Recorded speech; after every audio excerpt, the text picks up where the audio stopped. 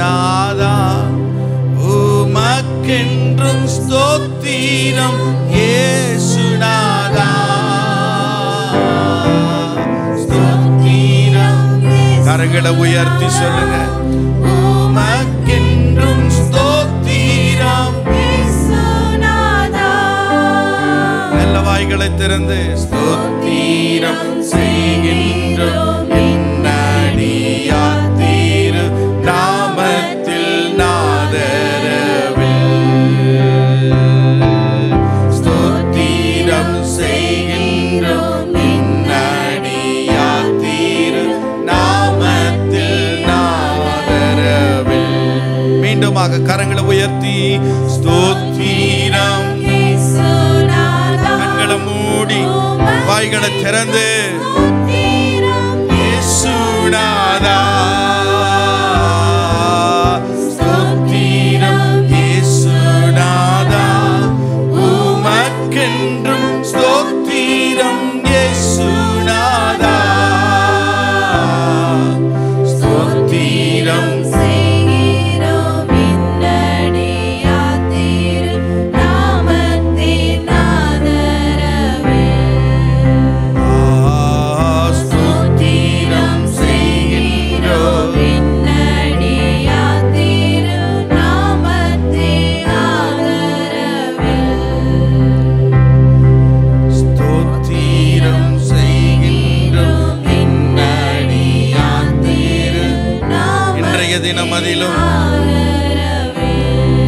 இன்றைய தினம்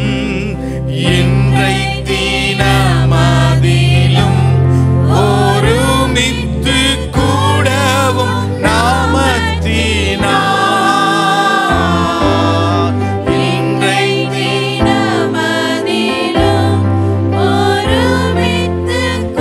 கூடவும்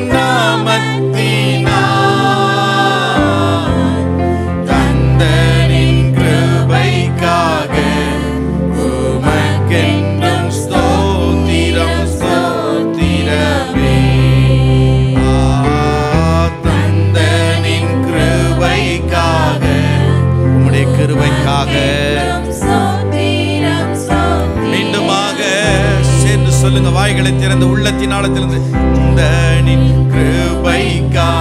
கிருபைக்காக ஸ்தோத்திரம் ஸ்தோத்திரமே. மீண்டுமாக கருத்தாய் சொல்லுங்க பார்க்கலாம்.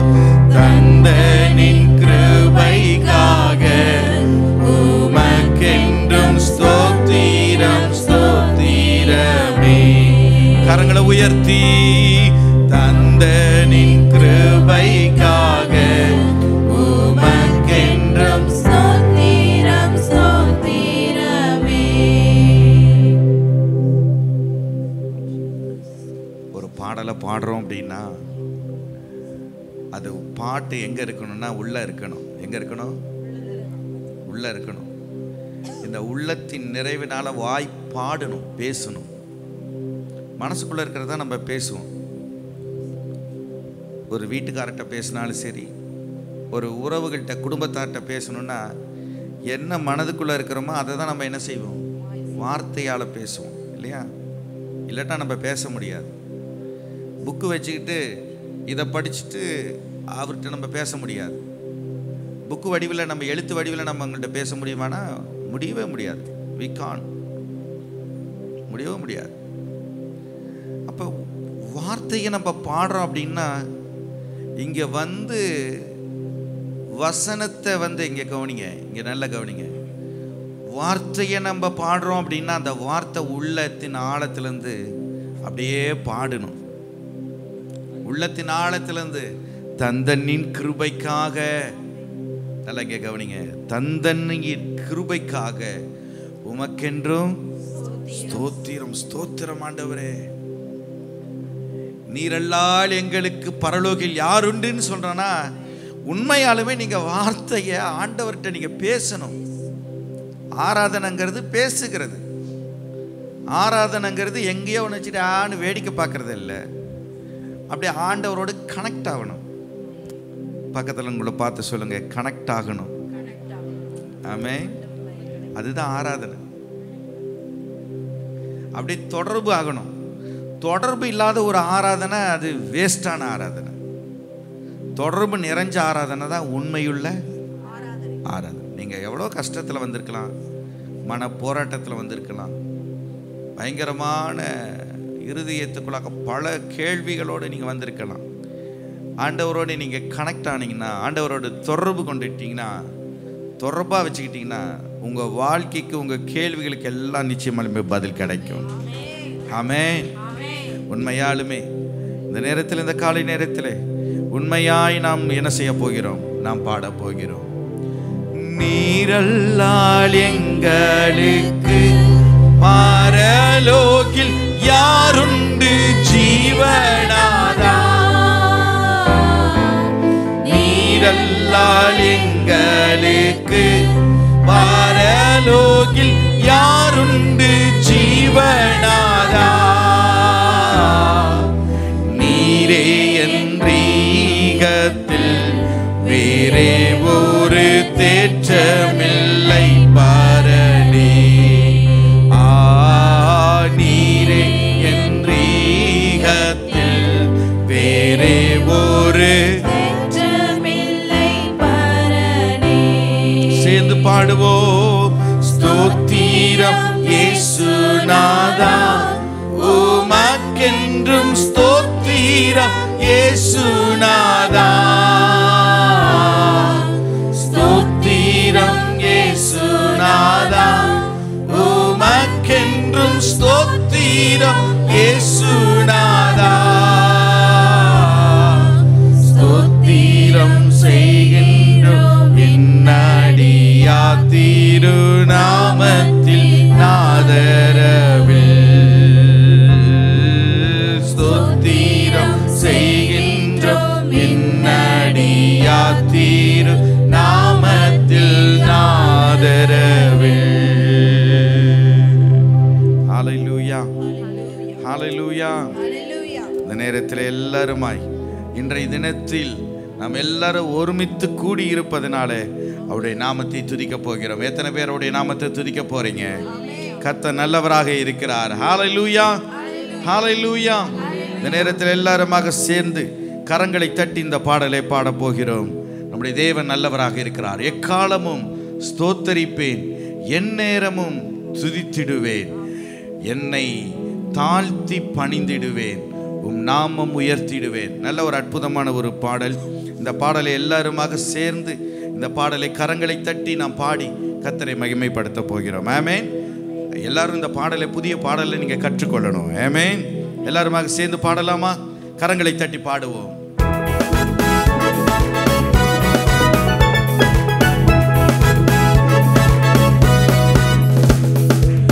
காலமும் ஸ்தோத்தரிப்பேன்,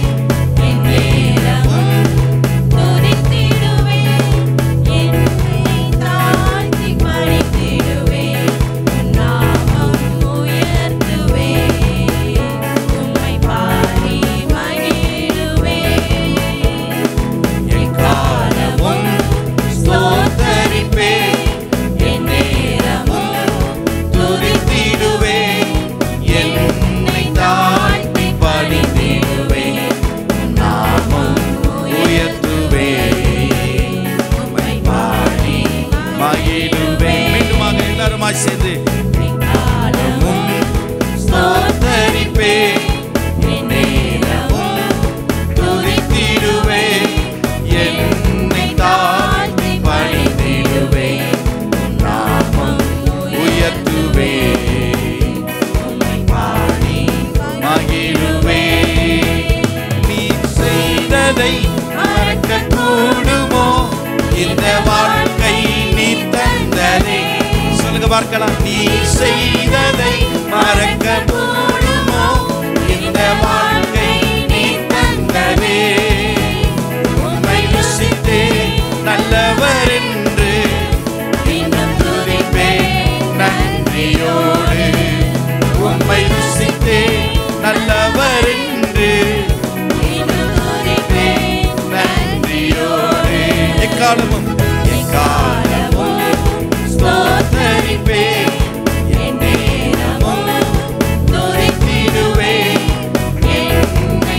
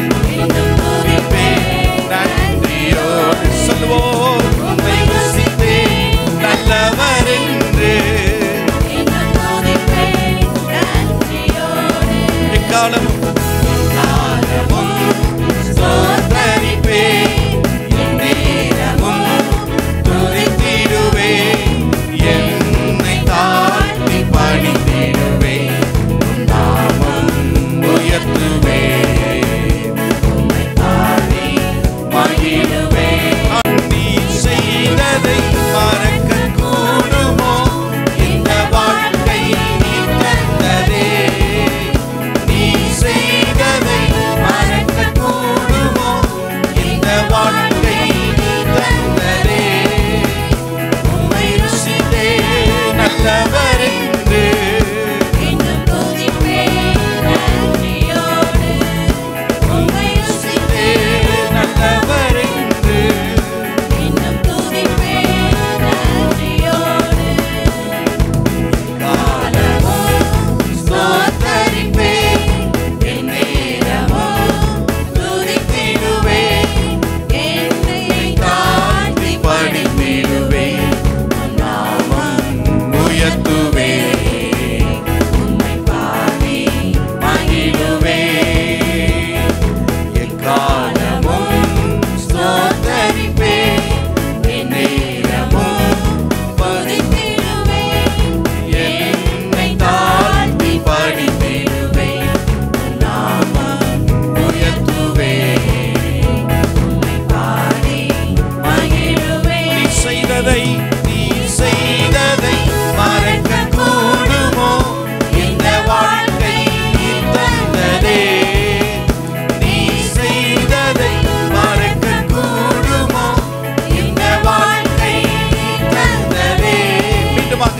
நீ செய்ததை மறக்க கூடுமோ?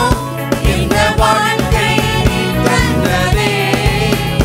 உம்மை ருசித்தே நல்லவர் என்று இன்னும் துதிப்பேன் நன்றியோடு. உம்மை ருசித்தே நல்லவர் என்று இன்னும் துதிப்பேன் நன்றியோடு. எவ்வளவு பெரிய ஒரு பாடல் வார்த்தை பாருங்க. நீர் செய்ததை மறக்க கூடுமோ?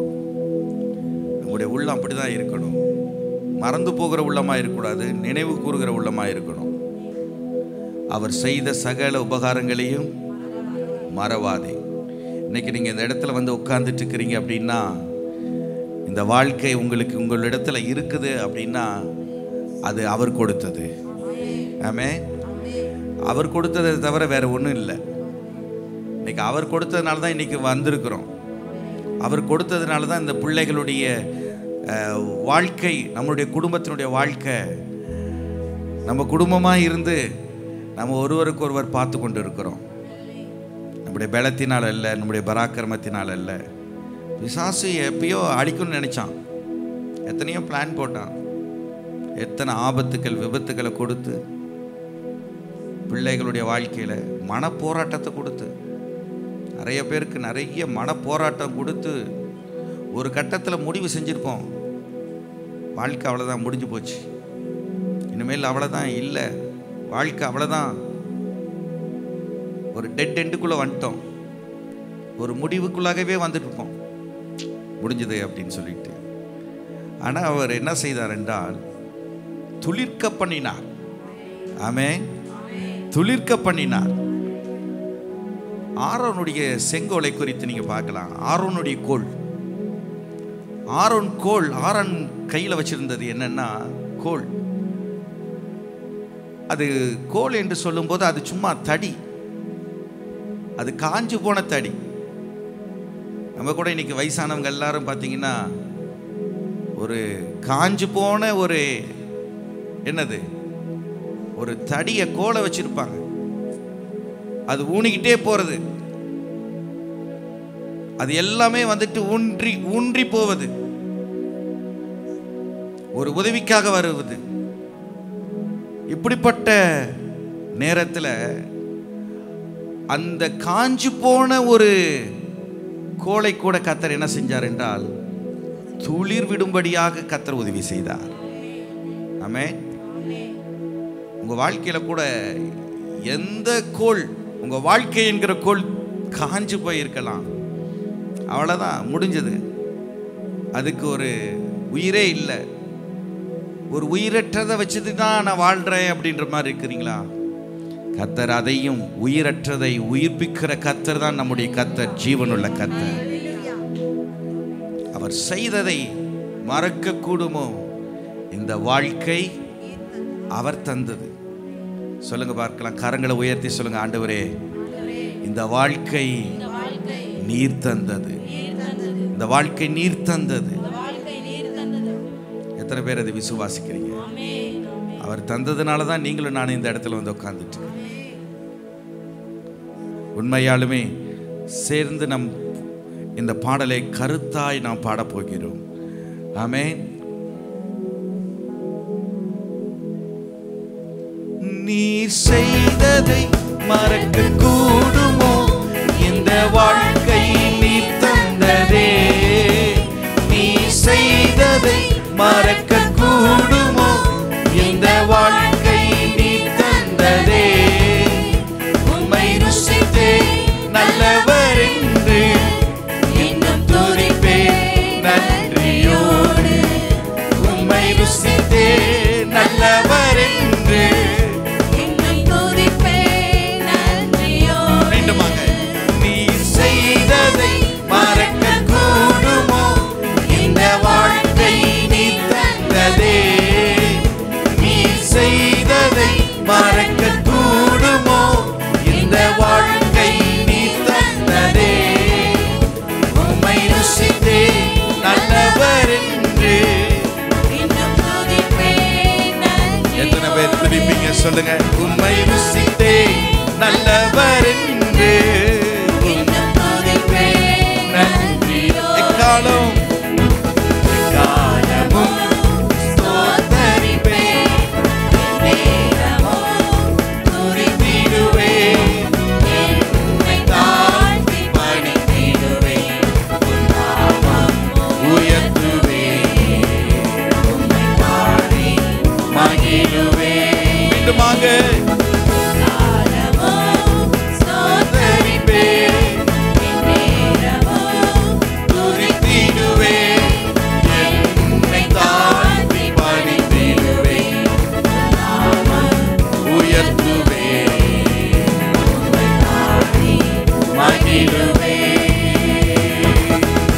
எல்லாருமா எழுப்பி நிற்கலாம்.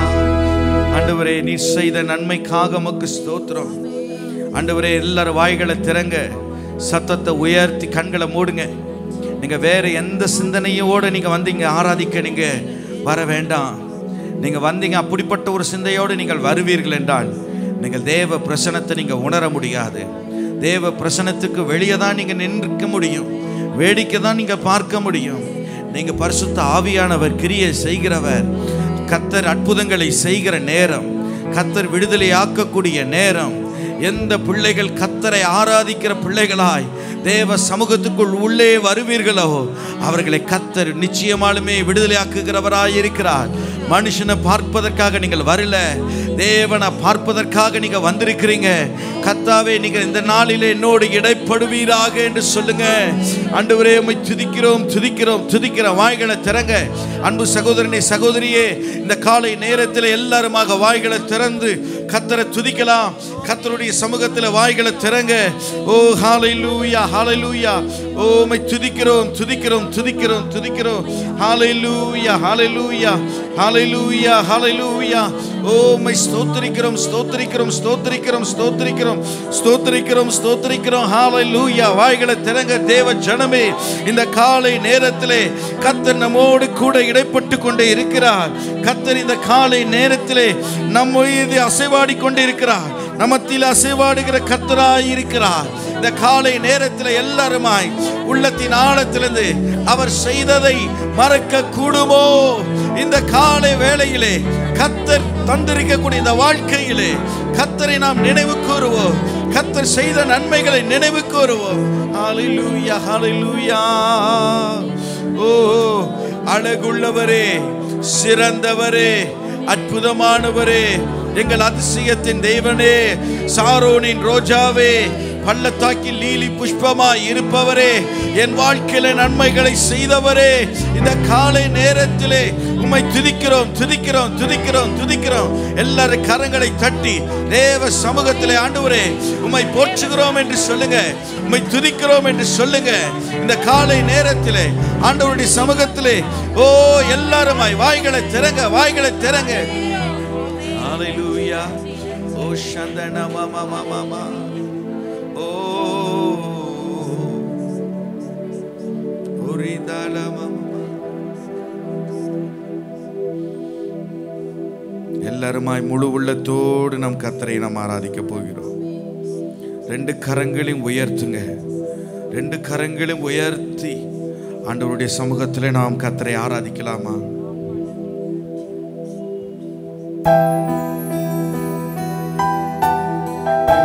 கரங்களை உயர்த்தினவனமா. Thank you Jesus.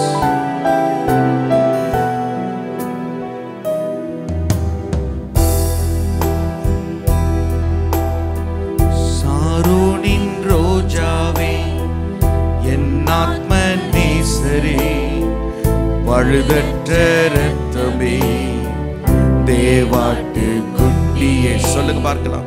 சாரோனின் ரோஜாவே என் ஆத்ம நேசரே பழுதற்ற இரத்தமே தேவாட்டு குட்டி. மீண்டுமாக சாரோனின் ரோஜாவே என் ஆத்ம நேசரே பழுதற்ற இரத்தமே. மீண்டுமாக எல்லார் கண்களை மூடி சொல்லுங்க. சாரோனின் ரோஜாவே என் ஆத்ம நேசரே பழுதற்ற இரத்தமே தேவாட்டு குட்டி. மீண்டுமாக சாரோனின் ரோஜா. ஆண்டவரை பார்த்து புகழுங்க. என் ஆத்தும நேசராய் இருக்கிறீரே.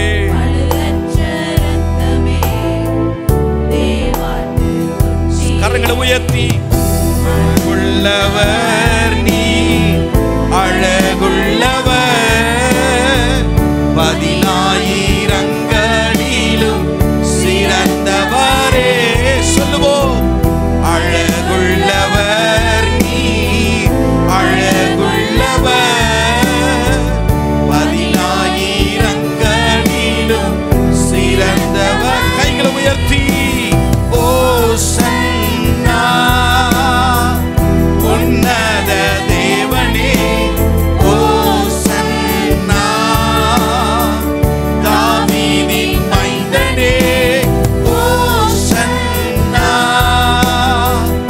உன்னத தேவனே. கைகளை உயர்த்தினவனமாய் தகப்பனை நாம் ஆராதிக்கலாம்.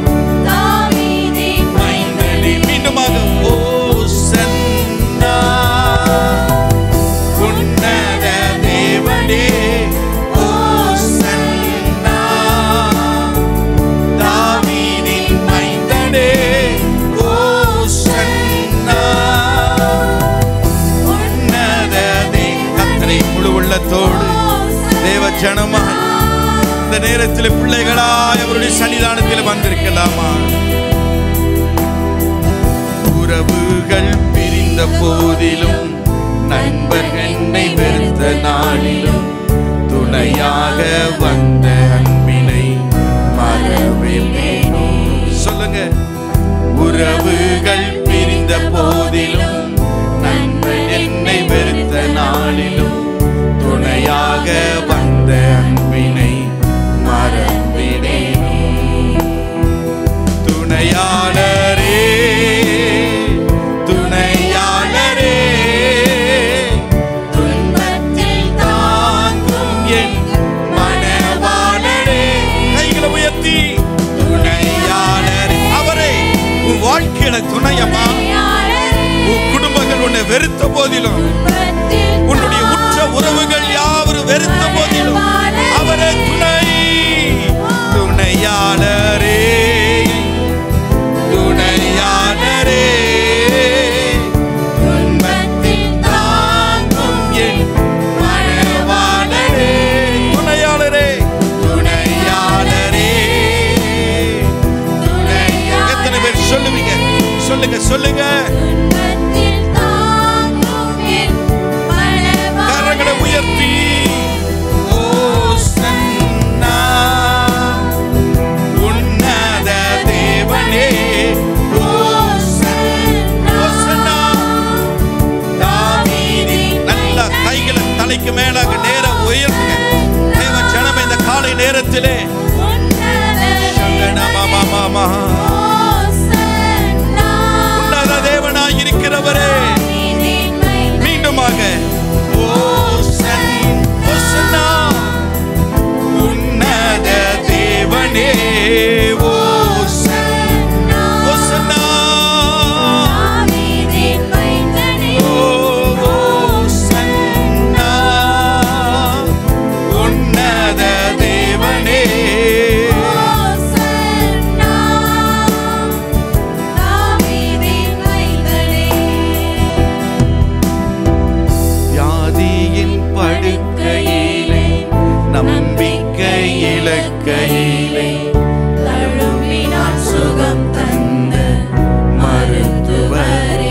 சொல்லுங்க பார்க்கலாம்.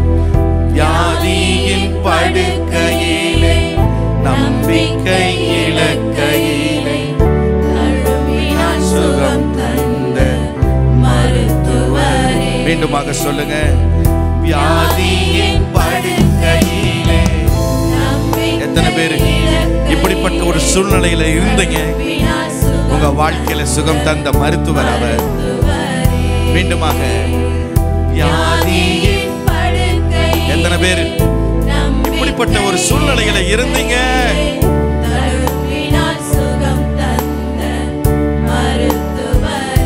கரங்களை உயர்த்தி பரிகாரியே பரிகாரியே என் நோய்கள் சுமந்த இயேசுவே பரிகாரியே என் பரிகாரியே என் நோய்கள் சுமந்த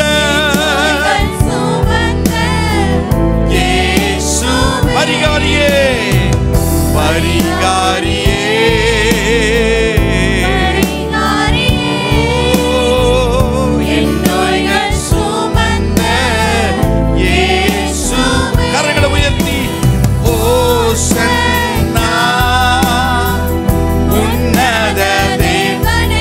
மூடி கண்களை மூடி தேவ சமூகத்திலே தாவீதின் மைந்தனே ஓசன்னா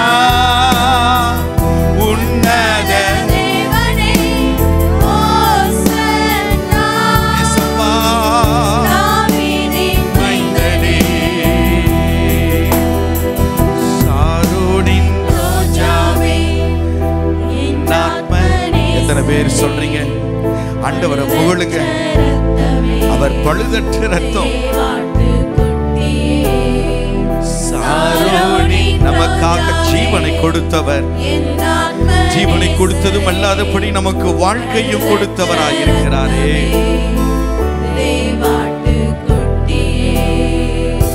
அழகுள்ளவர் நீ அழகுள்ளவர்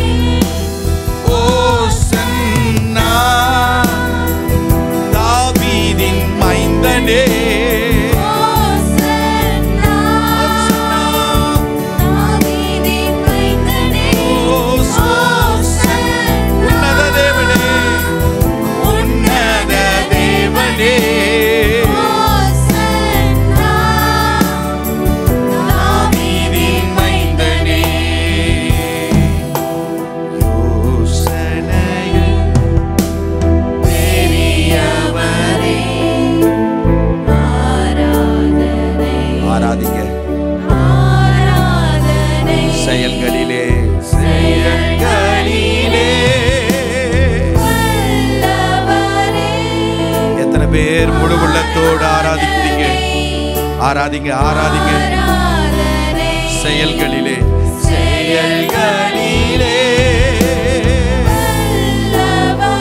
அவர் வல்லவர்.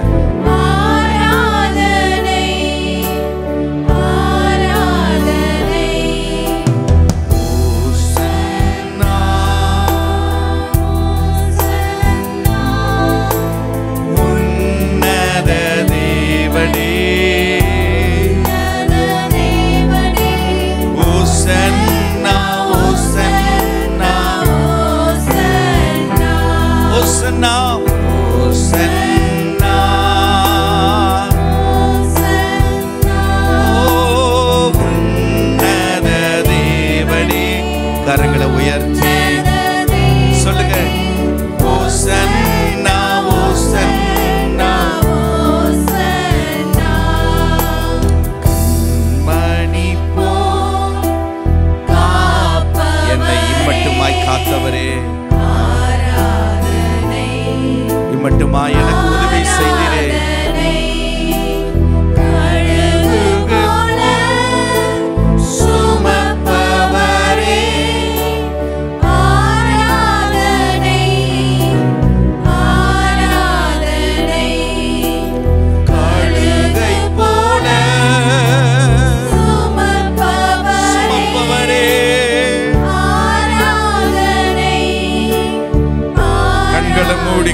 உயர்த்தி ஓசன்னா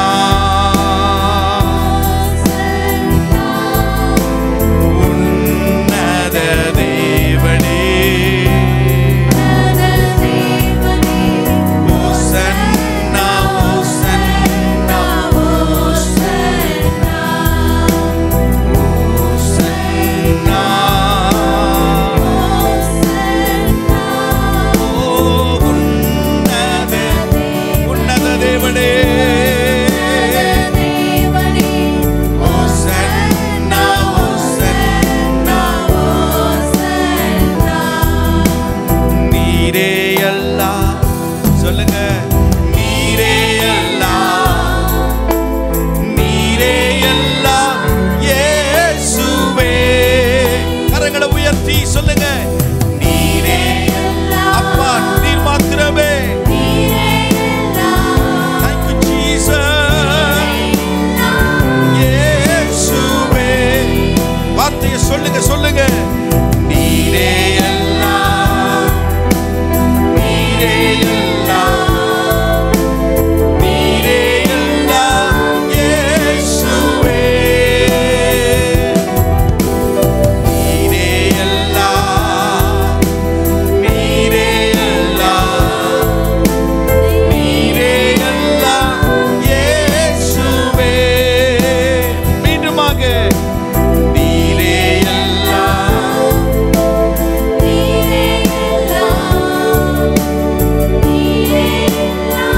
இயேசுவே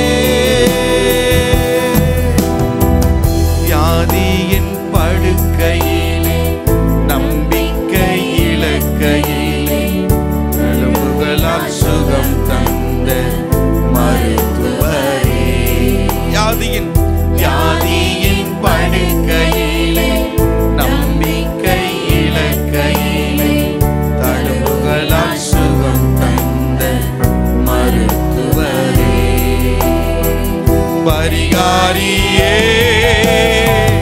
பரிகாரியே என் நோய்கள் சுமந்த இயேசுவே சொல்லுங்க பரிகாரியே எத்தனை பேர் ஆராதிக்கிறீங்க சொல்லுங்க நம்முடைய நோய்களை சுமந்த அவரே நம்முடைய பரிகாரிய கர்த்தர் ஓசன்னா உன்னத தேவனே ஓசன்னா ஓ தாவீதின் மைந்தனே ஓசன்னா உன்னத தேவனே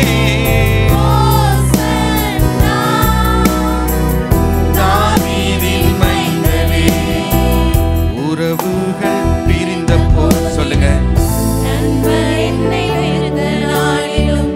துணையாக வந்த அன்பினை மறந்தேனோ சொல்லுங்க உறவுகள் பிரிந்த போதிலும் எத்தனை பேருடைய வாழ்க்கையில இது ஒரு அனுபவமாய் இருந்திருக்கிறது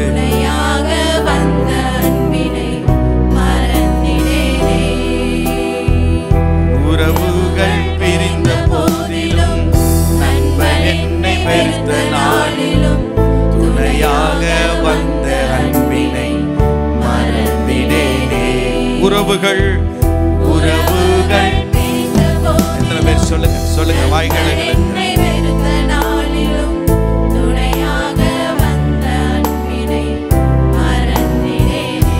கரங்களை உயர்த்தி துணையாளரே துணையாளரே துன்பத்தில் தாங்கும் என் மனவாளனே துணையாளரே துணையாளரே துன்பத்தில் தாங்கும் என் மனவாளனே ஓசன்னா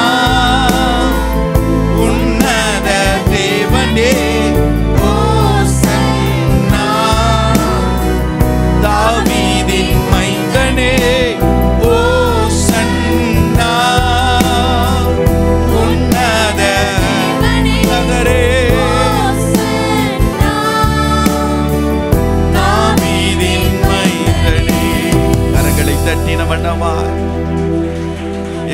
துணையாய் வந்தவரே, எங்களோடு கூட இருந்து நடத்தினவரே, உறவுகள் பிரிந்த பொழுதிலும் எங்களை விட்டு பிரியாதவராய் இருந்தவரே, எங்கள் பழுதற்ற இரத்தமாய் இருக்கக்கூடிய எங்கள் ஆட்டுக்குட்டியானவரே, எங்களுக்காக ஜீவனை கொடுத்தவரே, எங்களுக்கு ரட்சிப்பை கொடுத்தவரே, எங்களுக்கு வாழ்வு கொடுத்தவரே, எங்களுடைய வாழ்க்கையை திருப்தி அடைய செய்கிறவரே, உமக்கு நன்றி, உமக்கு நன்றி.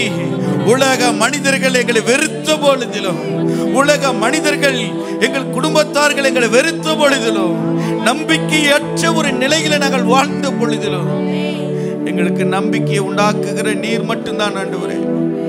இந்த உலகத்திலே நீர் மட்டும்தான் நம்பிக்கை, நீர் மட்டும்தான் நம்பிக்கை. இந்த உலகத்திலே நம்பிக்கையற்ற சூழ்நிலைகளே போய்கொண்டு இருக்கக்கூடிய நிலையிலே, எங்கள் குடும்பங்கள் நம்பிக்கையற்ற ஒரு நிலையில இருக்கும் பொழுது எங்க வாழ்க்கையில நம்பிக்கையா இருக்கிறவர் நீர் ஒருவர் மட்டும்தான். நாங்க உங்களை நம்பிதான் நாங்க இருக்கிறோம், உங்களை நம்பிதான் நாங்க இருக்கிறோம்ப்பா. எங்களுக்கு துணையாளராய் இருக்கிறவர் நீர் மட்டும்தான், நம்பி இருக்கிறோம். இயேசுவின் நாமத்தில் ஜெபிக்கிறோம் ஜீவனுள்ள நல்ல பிதாவே, ஆமென். இந்த நாளிலும் கூட தேவனுடைய சமூகத்திற்குள்ளாக நாம் வந்திருக்கிறோம். அப்போஸ்தலர் நடவடிக்கையின் புஸ்தகம் 9ஆம் அதிகாரம்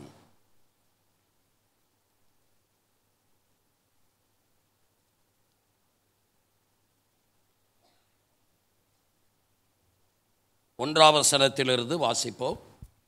சவுல் என்பவன் இன்னும் கர்த்தருடைய சீசரை பயமுறுத்தி கொலை செய்யும்படி சீறி பிரதான ஆசாரியரிடத்திற்கு போய், இந்த மார்க்கத்தாராகிய புருஷரையாகிலும் ஸ்திரீயாகிலும் தான் கண்டுபிடித்தால் அவர்களை கட்டி எருசலேமுக்கு கொண்டு வரும்படி தமஸ்குவில் உள்ள ஜெப ஆலயங்களுக்கு நிருபங்களை கேட்டு வாங்கினான். அவன் பிரயாணமாய் போய் தமஸ்குக்கு சமீபித்த போது சடுதியிலே வானத்திலிருந்து ஒரு ஒளி அவனை சுற்றி பிரகாசித்தது. அவன் தரையிலே விழுந்தான். அப்பொழுது, சவுலே சவுலே, நீ என்னை ஏன் துன்பப்படுத்துகிறாய் என்று தன்னுடனே சொல்லுகிற ஒரு சத்தத்தை கேட்டான். அதற்கு அவன், ஆண்டவரே, நீர் யார் என்றான். அதற்கு கர்த்தர், நீ துன்பப்படுத்துகிற இயேசு நானே, முள்ளில் உதைக்கிறது உனக்கு கடினமாம் என்றார்.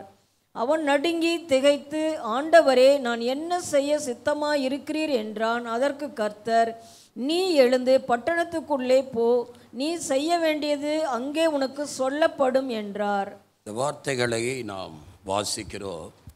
சவுலின் மனம் திரும்புதல், சவுலின் மனம் திரும்புதல். சவுல் என்பவன் இன்னும் கர்த்தருடைய சீஷரை பயமுறுத்தி கொலை செய்யும்படி சீறி பிரதான ஆசாரியரிடத்திற்கு போனான். இந்த மார்க்கத்தாராகிய புருஷரையாகிலும் ஸ்திரீகளையாகிலும் தான் கண்டுபிடித்தால் அவர்களை கட்டி எருசலேமுக்கு கொண்டு வரும்படி தமஸ்குவில் உள்ள ஜெப ஆலயங்களுக்கு நிருபங்களை கேட்டி வாங்கி பிரயாணமாய் புறப்பட்டான். அல்லேலூயா. இந்த சவுல் தான் அப்போஸ்தலனாகிய பவுல். இந்த சவுல் தான் அப்போஸ்தலனாகிய பவுல்.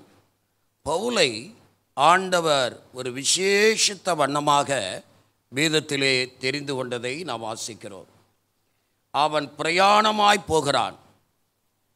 பிரயாணமாய் போகும் பொழுது தமஸ்குவுக்கு சமீபித்த போது சடுதியிலே வானத்திலிருந்து ஒரு ஒளி அவனை சுற்றிலும் பிரகாசித்தது. அவன் தரையிலே விழுந்தான். அப்பொழுது, சவுலே சவுலே, என்னை ஏன் துன்பப்படுத்துகிறாய் என்று சொல்லுகிற ஒரு சத்தத்தை கேட்டான். அதற்கு அவன், ஆண்டவரே, நீ யார் என்றான். அதற்கு கர்த்தர், நீ துன்பப்படுத்துகிற இயேசு நானே, முள்ளில் உதைக்கிறது உனக்கு கடினமாம் என்றான். இந்த அற்புதமான ஒரு காட்சியை நாம் பார்க்கிறோம். அவன் நடுங்கி திகைத்து, ஆண்டவரே, நான் என்ன செய்ய சித்தமாயிருக்கிறீர் என்று கேட்டான். இந்த கேள்விதான் நாம் கேட்க வேண்டிய கேள்வி. ஆண்டவருடைய ஒரு பெரிதான சந்திப்பு சவுலுக்கு வந்தது. நாம் சவுல் 2 சவுல் வேதத்தில் உண்டு, குழப்பிக் கொள்ளக்கூடாது. பழைய ஏற்பாட்டின் சவுல் ராஜாவாகிய சவுல். இவர் புதிய ஏற்பாட்டின் சவுல் அப்போஸ்தலனாகிய பவுல் என்று சொல்லப்பட்ட பழைய சவுல். அல்லேலூயா. இவருடைய அழைப்பை நாம் வேதத்திலே வாசிக்கிறோம். சவுல் ஒரு சிறந்த கல்விமான், கல்வியிலே நிபுணர். 3 மொழிகளிலே அவர் பாண்டத்தியம் பெற்றவர். எபிரேய பாஷையில், கிரேக்க பாஷையில், அரமேய பாஷையில்.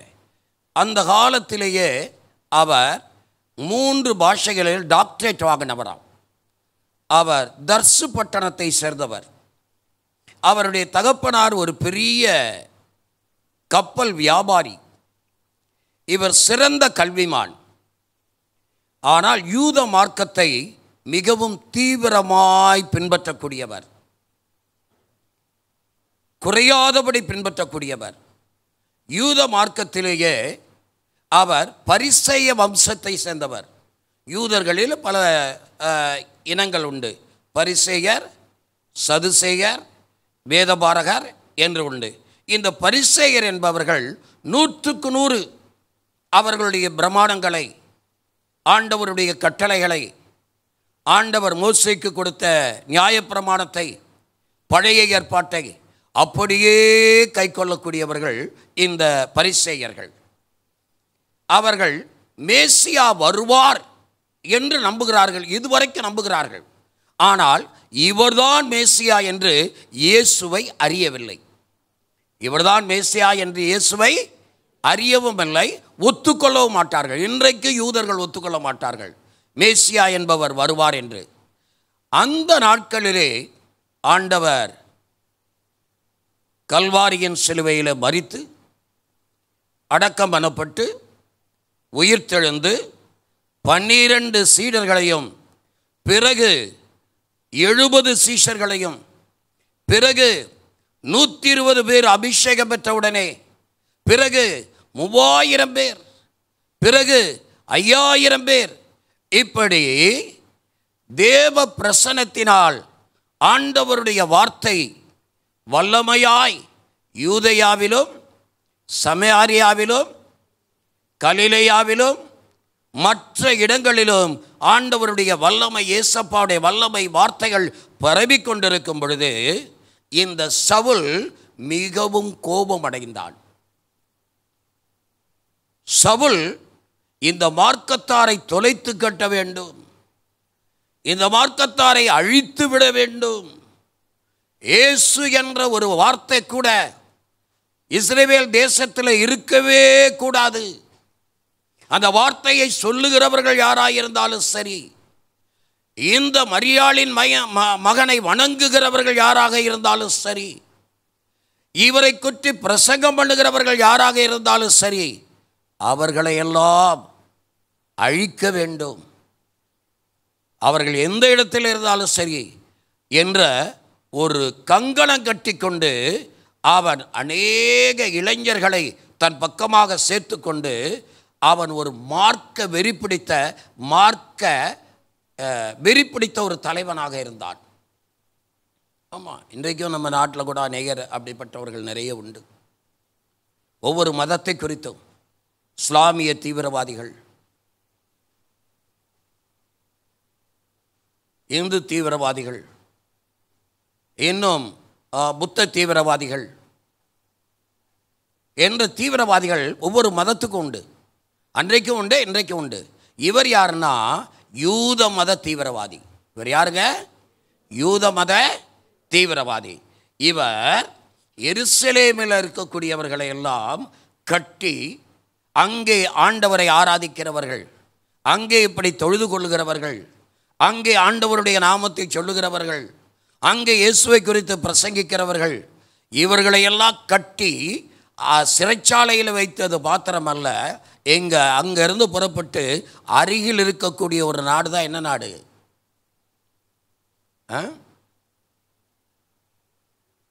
யுத்தம் நடந்தது எந்த நாடு? பக்கத்தில் இருக்கக்கூடிய நாடு சிரியாவுக்கு போகிறார். அங்கிருந்து தமஸ்கு 250 கிலோமீட்டர் எருசலேமிலிருந்து அநேக வாலிபர்களோடு கடந்து செல்லுகிறார். இந்த வசனத்தை 26ஆம் அதிகாரத்தில் அகிரிப்பா ராஜாவிடத்தில் அவர் விளக்கி காட்டுகிறார். பவுல் தான் ரட்சிக்கப்பட்ட பிற்பாடு, ஆண்டவரை அறிந்த பிற்பாடு, ஆண்டவருடைய வசனத்தை அங்கா பல இடங்களில் பிரசங்கிக்கும் பொழுது அவர் அகிரிப்பா ராஜாவிடத்தில் அவருடைய அழைப்பை குறித்து விளக்கி காட்டுகிறார்.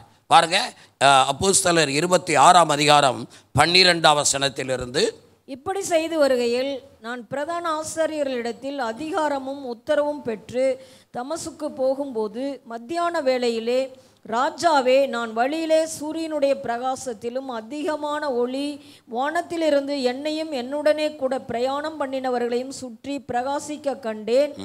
நாங்கள் எல்லாரும் தரையில விழுந்தபோது, சவுலே சவுலே, நீ ஏன் என்னை துன்பப்படுத்துகிறாய்? முள்ளில் உதைக்கிறது உனக்கு கடினமாம் என்று. அதுக்கு முன்பதாக ஒரு வசனத்தை வாசிப்போம். 26ஆம் அதிகாரத்தில் வாசிக்கும் போது 9ஆம் வசனம், முன்னே நானும் நசரேயனாகிய இயேசுவின் நாமத்திற்கு விரோதமாய் அநேக காரியங்களை நடப்பிக்க வேண்டும் என்று நினைத்திருந்தேன். அப்படியே நான் எருசலேமிலும் செய்தேன். நான் பிரதான ஆசாரியர்களிடத்தில் முன்னே நானும் நசரேயனாகிய இயேசுவின் நாமத்திற்கு விரோதமாக அநேக காரியங்களை நடப்பிக்க வேண்டும் என்று நினைத்திருந்தேன். அவருடைய நாமத்தை மகிமைப்படுத்தி அல்ல, அவருக்கு விரோதமாக பல காரியங்களை செய்ய வேண்டும் என்று நினைத்திருந்தேன். அப்படியே நான் எருசலேமிலும் செய்தேன். பிரதான ஆசாரியர்களிடத்தில் அதிகாரம் பெற்று பரிசுத்தவான்களில் அநேகரை சிறைச்சாலைகளில் அடைத்தேன். பரிசுத்தவான்களில் அநேகரை சொல்றார் பாருங்க, பவுல் சவுலா இருக்கிறார். பரிசுத்தவான்களில் அநேகரை, ஜெபித்தவர்களை, பிரசங்கித்தவர்களை, தேவனை குறித்து போதித்தவர்களை, எருசலேமில் இயேசுவின் நாமத்தை உயர்த்தி காட்டினவர்களை, அந்த பகுதியில் இயேசு என்று சொன்னவர்கள் பரிசுத்தவான்கள், சீஷர்கள், ஆண்டவருடைய பிள்ளைகள் அநேகரை சிறைச்சாலையிலே அடைத்தேன். அவர்கள் கொலை செய்யப்படுகையில் நானும் சம்மதித்திருந்தேன்.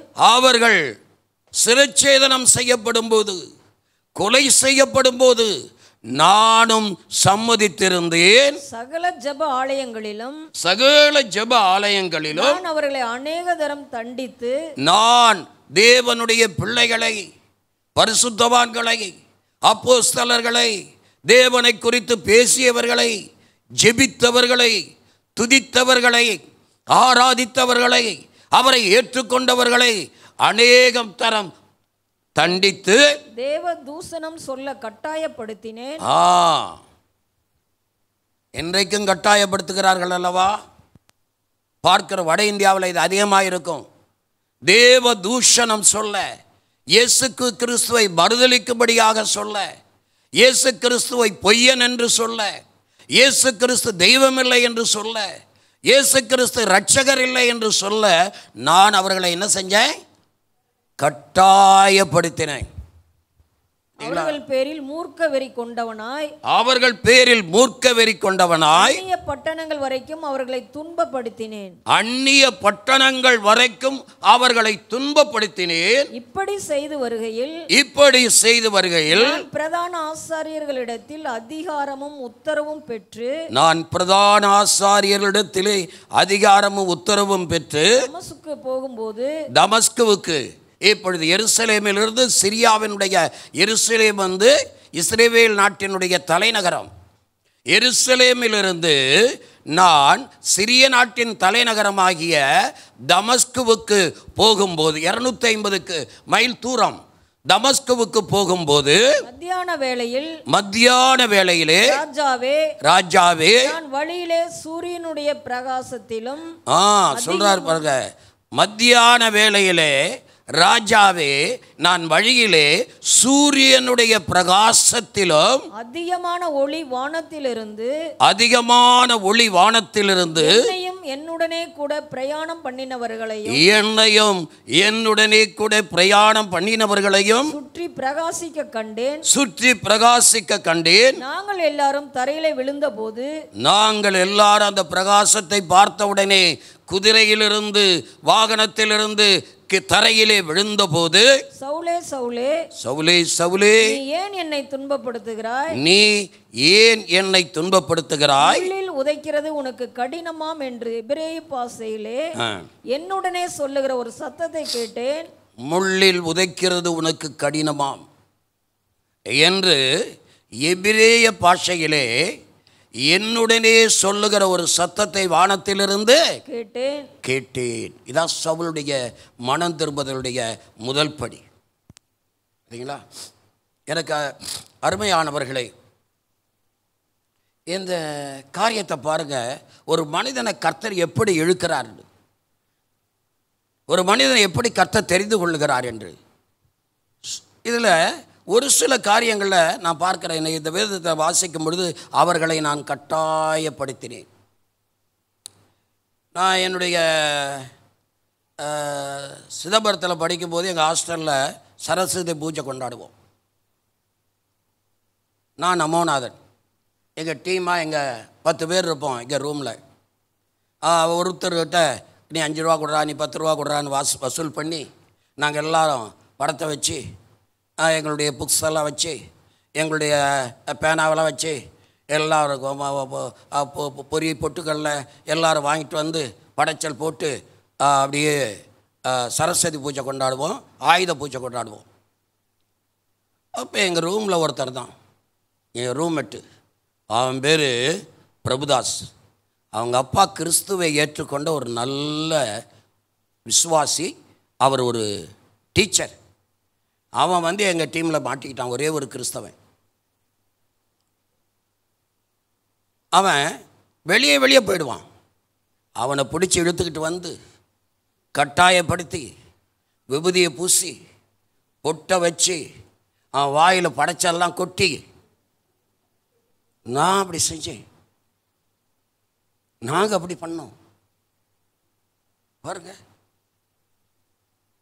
அப்போ ஒரு சாதாரண படிக்கிற ஒரு மாணவனுக்கே அவ்வளோ வெறித்தனம் இருந்திருந்தால் சவுலுக்கு எவ்வளோ பெரிய வெறித்தனம் இருந்திருக்கும் இல்லை? ஒரு சாதாரண படிக்கிற ஒரு மாணவன், அவனுக்கே தன் மதத்தின் மேலே அவ்வளவு வெறித்தனம் இருந்து இன்னொருத்தனை கட்டாயப்படுத்தி அவனை இழுத்துக்கிட்டு வந்து பூசி அவன் வாயில் பொறிக்கடலையை கொட்டுற அளவுக்கு வெறித்தனம் இருந்தால் சவுலுக்கு எவ்வளவு வெறித்தனம் இருந்திருக்கும்.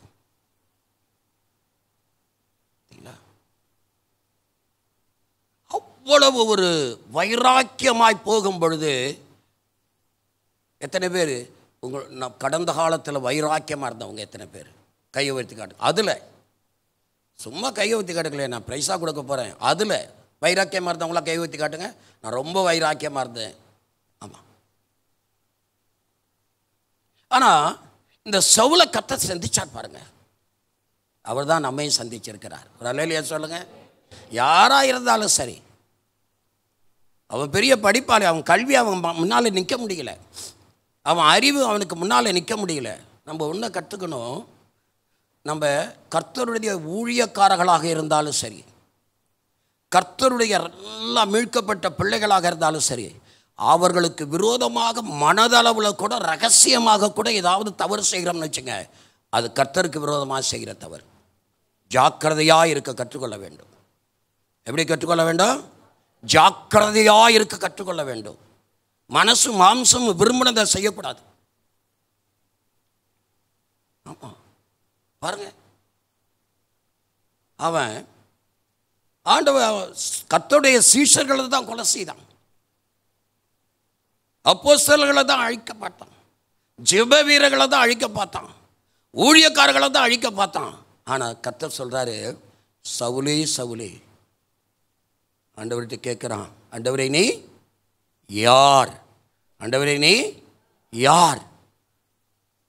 நீ துன்பப்படுத்தின இயேசு நானே. அருமையான தேவப்பிள்ளை, உண்மையான ஒரு ஜெப வீரராக இருந்து, உண்மையான ஒரு பரிசுத்த ஜீவியை செய்து, உண்மையான ஒரு பரிசுத்த வாழ்க்கை வாழக்கூடிய நீங்களும் நானும் விசுவாசிகளோ, உங்களுக்கு விரோதமாக எத்தனை ஆயுதங்கள் வந்தாலும், எத்தனை விதமான காரியங்களை மனிதர்கள் செய்ய மனதளவில் ரகசியமாக செயலளவில் செய்ய நினைத்தாலோ இது அவங்களுக்கு விரோதமாய் செய்கிற காரியம் அல்ல, நம்முடைய ஆண்டவருக்கு விரோதமாக செய்கிற காரியம். ஒரு அல்லேலூயா சொல்லுங்க. அதை நல்லா புரிச்சுக்கணும். நாமும் கூட அப்படிதான். ஒரு விசுவாசியை தீங்கு செய்ய நினைக்கக்கூடாது, மற்றவர்களுக்கு தீங்கு செய்ய நினைக்கக்கூடாது. எழுந்து கற்றுக்கொள்ளக்கூடிய பாரம் தான். மனதளவில் கூட தீங்கு செய்ய நினைக்கக்கூடாது.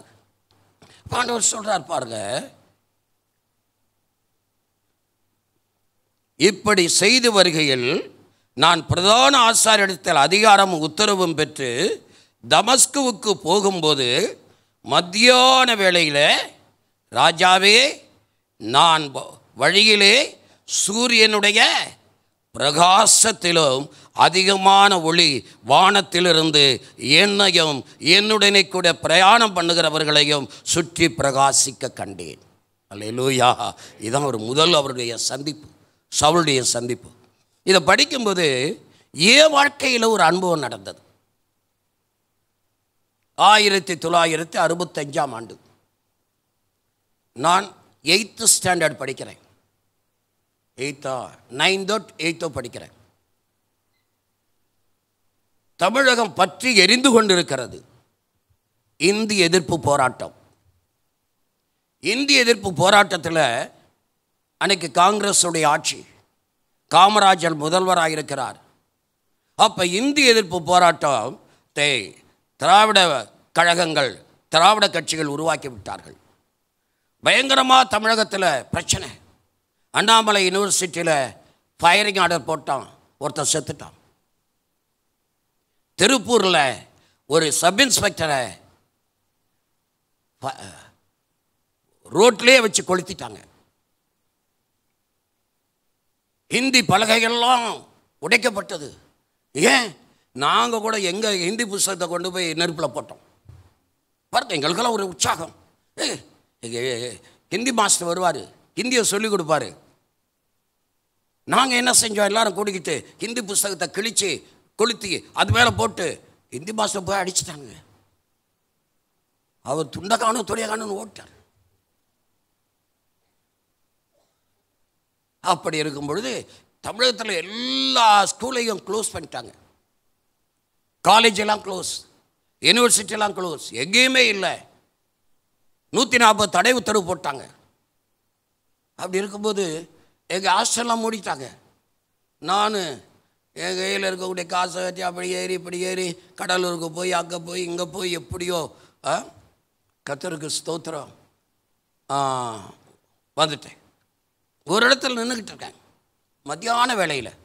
அந்த ஹிந்தி அந்த காலத்தில், அந்த விடுமுறை காலத்தில் நின்று கொண்டு இருக்கும் பொழுது எனக்கு இயேசுநாதரை பற்றி ஒன்றுமே தெரியாது. ஆனால் ஒன்று மாத்திரம் சின்ன ஒரு அறிவு இருந்திருக்கு. ஆண்டவர் என்னை உலக தோற்றத்துக்கு முன்பதாகவே தெரிந்து கொண்டிருக்கிறார். அல்லேலூயா சொல்லுங்க. அல்லேலூயா. ஆமாம், எங்கள் அப்பா ஸ்ரீலங்காவில் நான் போய் அந்த தோட்டத்தை பார்த்துட்டு வந்தேன். நாங்கள் இருந்த இடத்த பார்த்தேன். போன வருஷம் ஸ்ரீலங்கா போயிருக்கும்போது அங்கே பிறந்தேன். அங்கே போயிருக்கும்போது எங்கள் அப்பா ரொம்ப இந்த வேதாந்த ரகசியம், ஞானக்கோவை, இந்த மாதிரி புஸ்தகங்கள், சமரச சுத்த சன்மார்க்க சங்கம், அதிலெல்லாம் ரொம்ப ஈடுபாடு உடையவர். எங்களையும் அப்படியே வளர்த்தார். நான் சாதாரணமான ஒரு குடும்பத்தில் பிறந்தால் எங்கள் அப்பா என்னை பக்தி விருத்தியோட, இந்து முறை பக்தி விருத்தியோடு வளர்த்தார். எப்பொழுதும் உத்தராட்ச கொட்டை தான் கட்டிக்கிட்டு இருப்பேன். இந்த 108 ஜெபமாலை இருக்கும். ஓம் ஸ்ரீராம் ஜெயராம் ஜெய ஜெயராம் ஸ்ரீராம் ஜெயராம், அந்த அதை போட்டால் தான் எனக்கு சாப்பாடு. அப்பயே ராம மந்திரமெல்லாம் சொல்லி கொடுத்துருக்கிறார். நல்லா பாடுவேன். இன்றைக்கி அது இருக்குது மனசில், சொல்லி கொடுத்துருக்கிறார். பாருங்க. ஆனால் அந்த நாட்களில் எங்கள் தோட்டத்துக்கு, எங்களுடைய எஸ்டேட்டுக்கு ஒரு வெள்ளைக்கார துறை வந்தாராம். அப்போ எங்கள் அப்பாவை அவர் எப்பொழுது காவியை தான் உடுத்திக்கிட்டு இருப்பார். அவர் வந்து, முத்துசாமி, நீ வந்து நல்ல உங்கள் மார்க்கத்தில் நல்லா இருக்கிறப்பா, நீ வந்து கிறிஸ்தவ மார்க்கத்துக்கு வந்துரு. அந்த துறை வெள்ளைக்காரன், இங்கிலீஷ்காரன், அவர் நல்ல தெய்வ பக்தி உள்ளவர், நீ வந்துருப்பா அப்படின்னு சொன்னோன்னே அவர் ஒரே ஒரு பதில் எங்கள் அப்பா என்கிட்ட சொன்னது, நாங்கள் சின்ன பையன் கேருங்க, எல்லா ஆறுகளும் கடலில் போய் தாங்க கலக்குது. எல்லா நதிகளும் கடலில் போய் தான் கலக்குது. எல்லா மதங்களுக்கும் சொர்க்கத்துக்கு போகிற வழி உண்டு. எங்கள் மதத்துலேயும் அது உண்டு. எங்கள் மதத்தை விட்டுட்டு நான் உங்கள் மதத்துக்கு என்ன செய்ய மாட்டேன், வரமாட்டேன் அப்படின்னு சொன்னாராம். அவர் அங்கேயே நின்று எங்கள் குடும்பத்துக்காக ஒரு பிரார்த்தனை பண்ணிட்டு போயிட்டாராம். அவர் அந்த அங்கே இருக்கக்கூடிய பிள்ளைகளெல்லாம் சேர்த்து நானும் போய் பாடியிருக்கிறேன். பெத்லகேம் பிறந்தவரை போற்றி துதி மனமே, அதை சொல்லிக் கொடுப்பார் கொச்ச தமிழில். இது மட்டும் என் ஞாபகத்தில் இருந்தது. 1965ஆம் ஆண்டு நான் ஒரு வெளியில் மத்தியானம் 12 மணிக்கு நிற்கும் பொழுது, இது ஏதோ கனவு கிடையாது, இது ஏதோ டூப்பு கிடையாது, என் கண்களினால் பார்த்தது. திடீரென்று ஒரு ஒளி, பிரகாசமான ஒளி வானத்தில் அப்படியே பறந்து போய் மறைந்தது. இது என் சொந்த கண்கள், யாருமே இல்லைங்க, நான் மட்டும் நிற்கிறேன். அப்போ எனக்குள்ள ஏற்பட்ட ஒரு சிந்தனை, இயேசுநாதர் பிறந்தா ஏதோ ஒளி தோன்றும்னு சொல்லுவாங்களே, பிறந்துட்டார என்னமோன்ட்டு அவரை குறித்த ஒரு பயம் என்னுடைய உள்ளத்தில் வந்தது. அல்லேலூயா. அதான் முதல் டச்சிங், என் வாழ்க்கையில் முதல் டச்சிங் அதுதான். அந்த பயம் வந்தது. சரி, அப்படியே நான் திரும்ப ஸ்கூல்லாம் திறந்துட்டாங்க. என்சிசியில் சேர்ந்துருந்தேன். என்சிசியில் கடலூரில் எங்களுக்கு ஒரு செயின்ட் ஜோசப் அந்த ஹையர் செகண்டரி ஸ்கூலில் ஒரு கேம்ப் இருந்தது, என்சிசி கேம்ப். அந்த என்சிசி கேம்புக்கு போயிருக்கும் பொழுது கமாண்டர் ராஜரத்னம் அப்படிங்கிறவர் வந்து ஒரு புதிய ஏற்பாடை கொடுத்தாரு, கிதியோன். அப்போ தான் நான் பைபிளை முத என் கையில் வாங்கினது. ஒரு அல்லேலூயா சொல்லுங்கள். அப்போ தான் நான் பைபிளுங்கிறத கையில் வாங்கினேன். இதுதான் பைபிளா அப்படின்னு பார்த்தேன். அதை கொண்டு போய் பத்திரமா, அந்த ஒளியை எனக்குள்ளே இருந்தது, பத்திரமா வச்சுட்டேன். அதை எடுவேன், அப்படியே அப்படிப்பேன். அவ்வளோதான், நான் கும்பிட்டு சாமி. எனக்கு அவ்வளோதான் தெரியும். அதை வச்சுக்கிட்டே இருந்தேன். காலப்போக்கில் சூழ்நிலை மாற ஆரம்பித்தது. என்னுடைய குடும்பத்தில் புயல் வீச ஆரம்பித்தது. அம்மா இறந்தாங்க, அக்கா இறந்தாங்க, எல்லாம் இறந்துட்டாங்க. அப்பா வேறு திருமணம் பண்ண ஆரம்பித்தார்.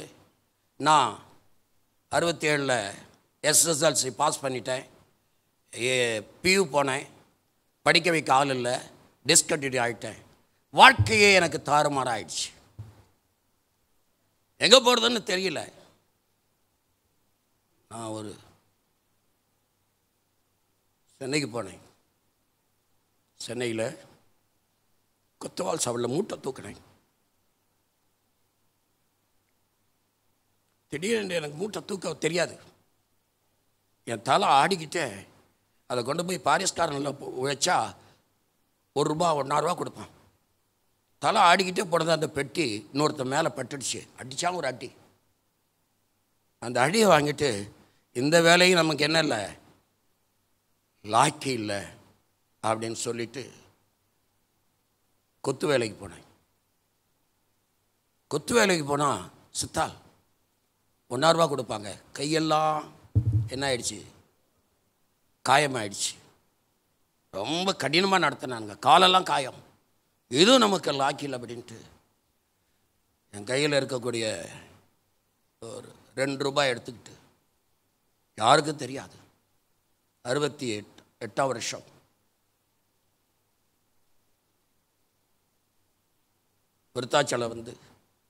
விருத்தாச்சலத்திலிருந்து ஒரு லாரி ஏறி ஆத்தூரில் நிற்கிறேன். ஆத்தூரில் அதை இறக்கி விட்டுட்டாங்க. அப்போ ஆத்தூர் ஆறுமுகனார் மன்றம், அதுதான் இப்பொழுது நகராட்சி கலையரங்கம், அதில் ஒரு பெரிய கூட்டம் நடந்துக்கிட்டு இருக்குது. அந்த ஒளிபெருக்கியின் சத்தத்தை கர்த்தர் கேட்கும்படியாய் என்னை அங்கேருந்து இங்கே கொண்டு வந்தார். அல்லேலூயா. ஆண்டவருடைய நடத்துதல்லாம் பாருங்கள், அப்படியே கொண்டு வந்தார். இந்த ஒளிபெருக்கியின் சத்தத்தை கேட்ட உடனே யாரோ ஒருவர் என்னை புஷ் பண்ணி அந்த மண்டபத்துக்குள்ளே போகும்படியாய் தள்ளினதை பார்த்தேன். எனக்கு கிறிஸ்தவ கூட்டங்களுக்கு போனது கிடையாது, கிறிஸ்தவ கூட்டங்களில் நான் பங்கு பெற்றது கிடையாது. அது ஒரு பயம். உள்ளே போனால் ஏதாவது வெளியே போன்னு சொல்லிடுவாங்களா, சொல்லிட மாட்டாங்களா அப்படிங்கிற ஒரு பயம். ஆனாலும் யாரோ ஒருத்தர் என்னை அப்படியே கைட் பண்ணுற மாதிரி இருந்தது என் மனதுக்குள்ளே. அங்கே போய் உட்கார்ந்த கடைசியில் எனக்காக தேவனுடைய வார்த்தை பேசப்பட்டது. பேசினவர் யார் தெரியுமா? இப்போ இருக்கிறார்ல சாம்பி செல்லுதுரை, அவருடைய தகப்பனார். அல்லேலூயா. சாம்பி செல்லுதுரை எத்தனை பேருக்கு தெரியும்? அவருடைய தகப்பனார். அவருடைய அரவணைப்புக்குள்ளாக ஆண்டவர் என்னை கொண்டு சென்றார். அவர் என்னை குறித்து கேட்டார், நீ சென்னைக்கு வா, சென்னையில் எனக்கு ஒரு சில்ட்ரன்ஸ் ஹோம் இருக்குது, அந்த சில்ட்ரன்ஸ் ஹோமில் ஒரு சின்ன வேலை போட்டு தரேன், அங்கேருந்து நீ கர்த்தருடைய வார்த்தையை அறிந்து கொள் அப்படின்னு சொல்லி நான் சென்னைக்கு போய் சென்னையில் வில்லிவாக்கத்தில் தங்கி, அவருடைய பாஸ்டர் சாம்பி செல்லருடைய பாட்டி அங்கே இருந்தாங்க. அவர்கள் என்னை அரவணைச்சு, அவர்கள் எனக்கு வேத வசனத்தை அவங்க பாதத்திலேயே இருந்து கற்றுக்கிட்டேன். அவங்க தான் எனக்கு தைரியநாதன் பேர் வச்சு 69 ஞானஸ்தானத்துக்கு ஏற்பாடு பண்ணது. 1969 பிப்ரவரி மாதம் 15ஆம் தேதி 16ஆம் தேதி ஞானஸ்தானம் எடுத்தேன். பல வேலைகளுக்கு நான் முயற்சி எடுத்தேன். டீச்சராக போகணும்னு நினச்சேன். சிஸ்டர் இவங்கள போல, யாரை போல? சிஸ்டர் பெர்சியாவை போல. அங்கே எக்மோரில் பேசிக் ட்ரைனிங் ஸ்கூல் இருந்தது. பேசிக் ட்ரைனிங் ஸ்கூல் இருந்த உடனே அங்கே போனேன், அப்ளிகேஷன் போட்டேன். ட்ரைனிங் ஸ்கூலுக்கு அப்ளிகேஷன் வர சொல்லிட்டாங்க. எக்ஸாம் எழுதினேன், பாஸ் பண்ணிட்டேன். டைரக்ட் இன்டர்வியூவில் டிஓ இருக்கிறாரு, அந்த பக்கம் எல்லோரும் இருக்கிறாங்க, உட்காந்துருக்கிறாங்க. பாட்டு பாட சொல்கிறாங்க. என்ன பாட சொல்கிறாங்க? ஒருத்தன் முருக பாட்டு பாடுறான், ஒருத்தன் விநாயகர் பாட்டு பாடுறான், ஒருத்தன் சிவாஜி கணேசன் பாட்டு பாடுறான், ஒருத்தன் எம்ஜிஆர் பாட்டு பாடுறான், எல்லாம் பாடுறாங்க. நான் வெளியே நிற்கிறேன். அப்போ ஞானஸ்தானம் எடுத்துட்டேன். ஆண்டவரே, என்னை பாட்டு பாட சொல்ல கூடவே கூடாது, நான் பாடக்கூடாது, என்னை பாட்டு பாட சொல்லக்கூடாது, வேறு ஏதாவது கேட்கணும். பாட்டு பாட சொல்லிட்டாங்க. நான் என்ன பாட்டு பாடியிருப்பேன்?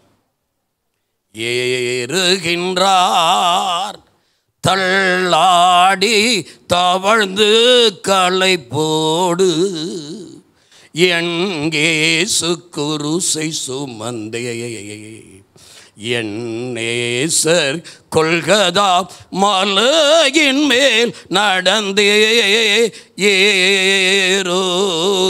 ஏறுகின்றார். கண்ணத்தில் அவன் ஓங்கி அடிக்க சின்ன பிள்ளை போல் ஏங்கி நின்றார். கண்ணத்தில் அவன் ஓங்கி அடிக்க சின்ன பிள்ளை போல் ஏங்கி நின்றார். அந்த பிலாத்தோ கையை கழுவி ஆண்டவரை அனுப்புகின்றார். 6 அடி பாட்டிட்டேன். எல்லாரும் உட்காந்துருக்கிறாங்க. என் சர்டிஃபிகேட்டை பார்த்தா இந்து. நீ இந்துவா கிறிஸ்தவனான்னு என்னை கேள்வி கேட்டா டியோ. நான் கிறிஸ்துவை சொந்த ரட்சகராக ஏற்றுக்கொண்டேன்ட்டு போல்டாக பதில் சொன்னேன். போ பார்க்கலான்னாரு. வராதுன்னு தெரிஞ்சிடுச்சு. வந்துட்டேன். பாருங்க, அல்லேலூயா. அப்பயே விடுவேனா? ஏதாவது ஒரு வேலைக்கு போகணும். வில்லிவாக்கத்தில் தானே இருக்கிறேன். இப்போ பக்கத்தில் ஒரு ஆஃபீஸர், ஐசிஎஃப்பில் ஆஃபீஸர் இருந்தார். அவர் சொன்னார், நீ வாப்பா, நாதன் தான் கூப்பிடுவாங்க, நாதன் நீ கலாசியா உள்ளே நுழைஞ்சிடு. எதில்? வில்லிவாக்கத்தில் ஐசிஎஃப்பில். அப்படியே உன்னை படிச்சிருக்கிறதுனால மேலே வந்துடலான்னாரு. இன்றைக்கு போகணும்.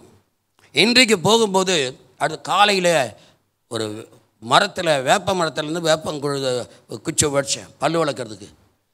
மேலே ஏறின கீழே விழுந்த கால் ஃப்ராக்சர் ஆகிடுச்சு. இதில் இருந்து இது வரைக்கும் அப்படியே மாவு கட்டு ஸ்டான்லி ஹாஸ்பிட்டலில் போய் போட்டு 1 மாதம் படுத்துட்டேன்.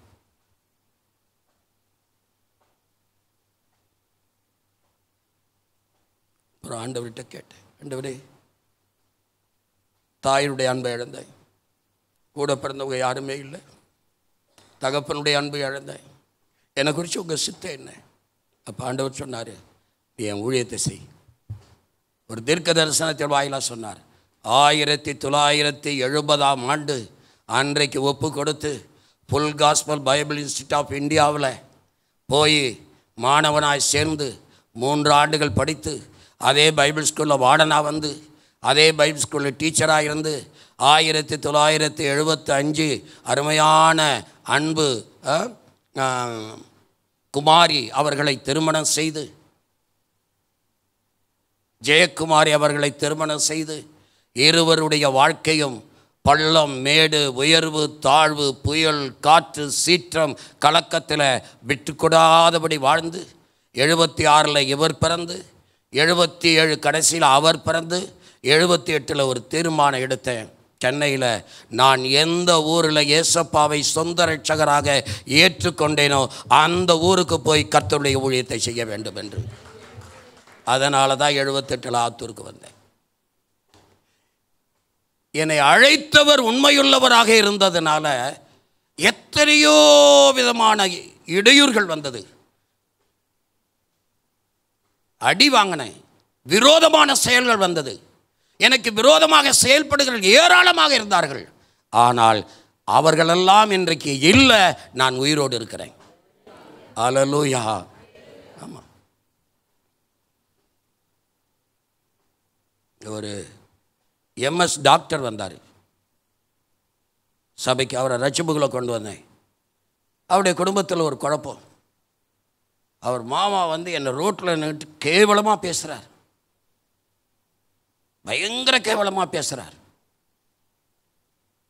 ஆண்டவரே, அவனை ரட்சிப்புக்குள்ளே தானே நான் கொண்டு வந்தேன், அவங்க குடும்பத்தில் நான் பிரச்சனையில் ஈடுபட்டுருக்கேன். ஆனால் பாருங்க, அவர் இன்றைக்கு இல்லை, நான் இருக்கிறேன். அல்லேலூயா. இப்படி பல பேர். ஆதலால் சவுல் இயேசுவுக்கு விரோதமாய் செயல்படவில்லை. யாருக்கு விரோதமா? சவுல் வந்து அவருடைய சீஷர்களுக்கு விரோதமாய் செயல்பட்டார். ஆனால் அது யாருக்கு விரோதமாக செயல்படுற மாதிரி இருந்தது?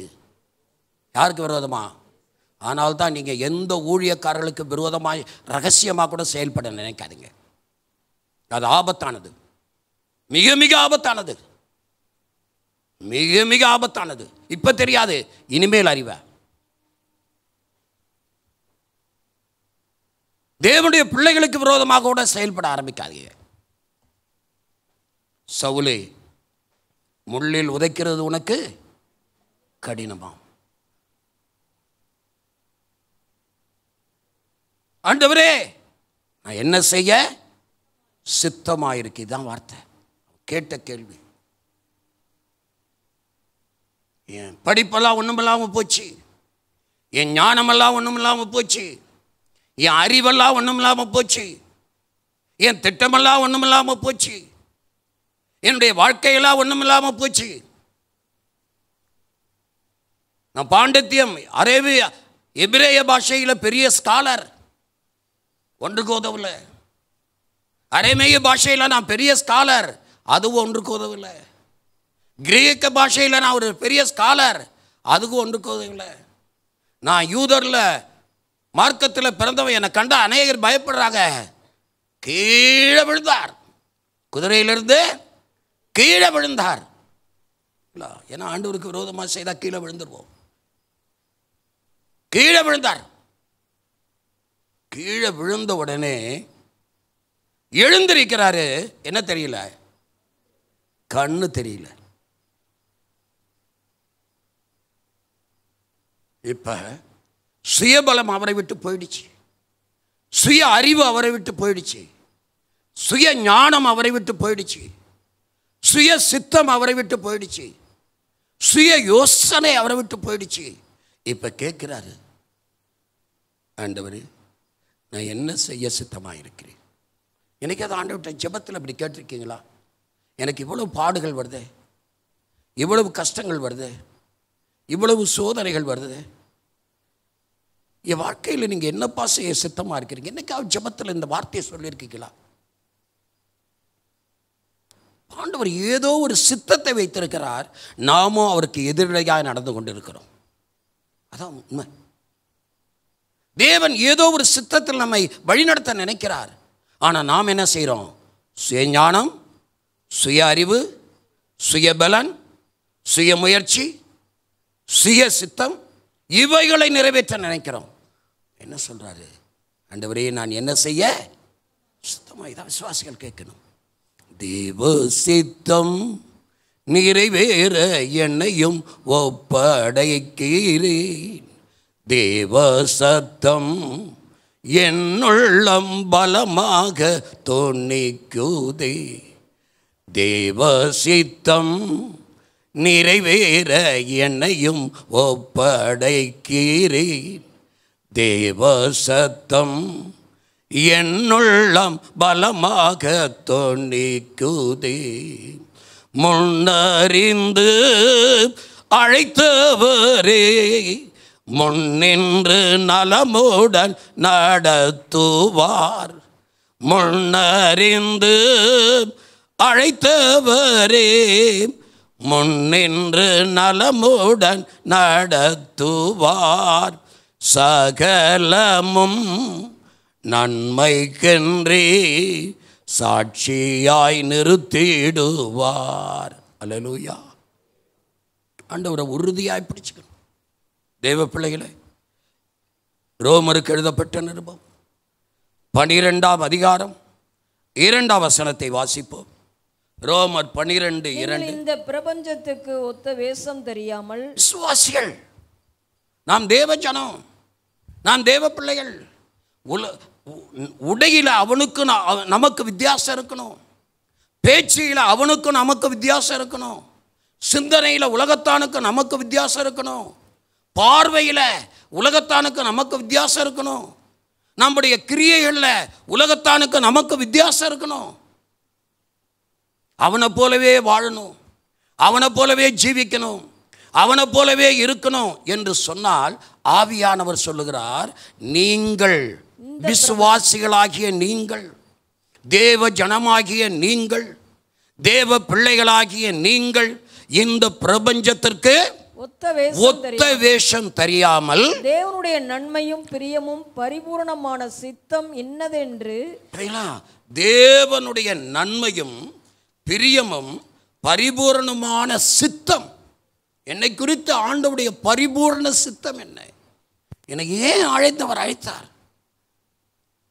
என்னை ஆண்டவர் ஏன் இந்த ஒரு படிப்பை படிச்சிருக்கிறியா, இந்த படிப்பை ஏன் கொடுத்தார்? இந்த வேலையை ஏன் கொடுத்தார்? இந்த காரியத்தை நீ போகிற இடத்துல தேவ சித்தம் செய்யக்கூடிய வாலிபனாய் வாலிப பிள்ளைகளாக இருக்கணும். ஆமாம், கர்த்தர் உங்களை ஒரு சின்ன இடத்துக்கு கொண்டு போகிறாரா? அந்த இடத்துல என்ன நடக்கணும்? தேவ சித்தம். என்னை பார்க்கிறவர்கள் கிறிஸ்துவை பார்க்க வேண்டும்.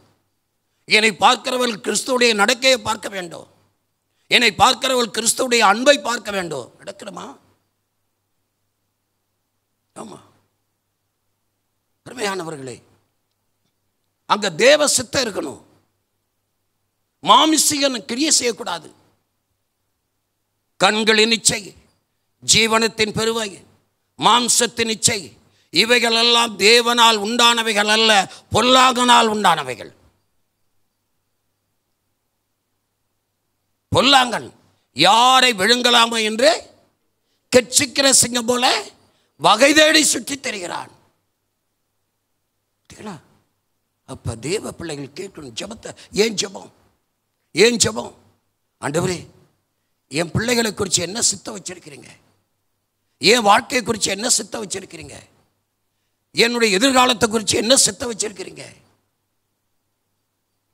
என்னுடைய நிலைமையை குறித்து என்ன சித்தம் வச்சிருக்கீங்க? சித்தத்தை கேட்கணும்.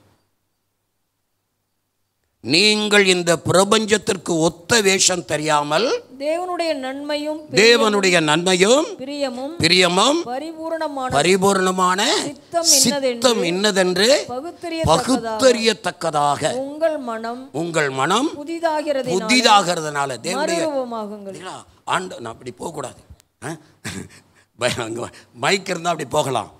மைக் எங்கே இருக்குது? அல்லேலூயா. அதனால் அப்பா அப்படி போவாங்க அப்படிங்கிறதுக்காக மைக் எங்கே வச்சுட்டாங்க. அல்லேலூயா. Praise the lord. அப்போ பரிபூர்ணமான தேவனுடைய பரிபூர்ணமான சித்தம் பாருங்களே. அப்போ தேவன் ஒரு மனுஷனை பரிபூர்ணம் என்று சொன்னால் அங்கே பழுது ஒன்றுமே இருக்காது.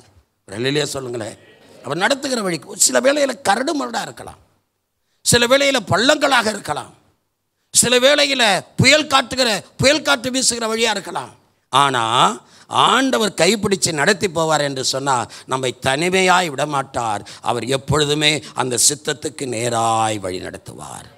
அல்லேலூயா சொல்லுங்க. அல்லேலூயா, அல்லேலூயா. ஆமாம் ஆமாம், அதுக்காக தான் ஜெபம், அதுக்காக தான் ஜெபிக்கணும். ஜெபம் ஊருக்கா இல்லை,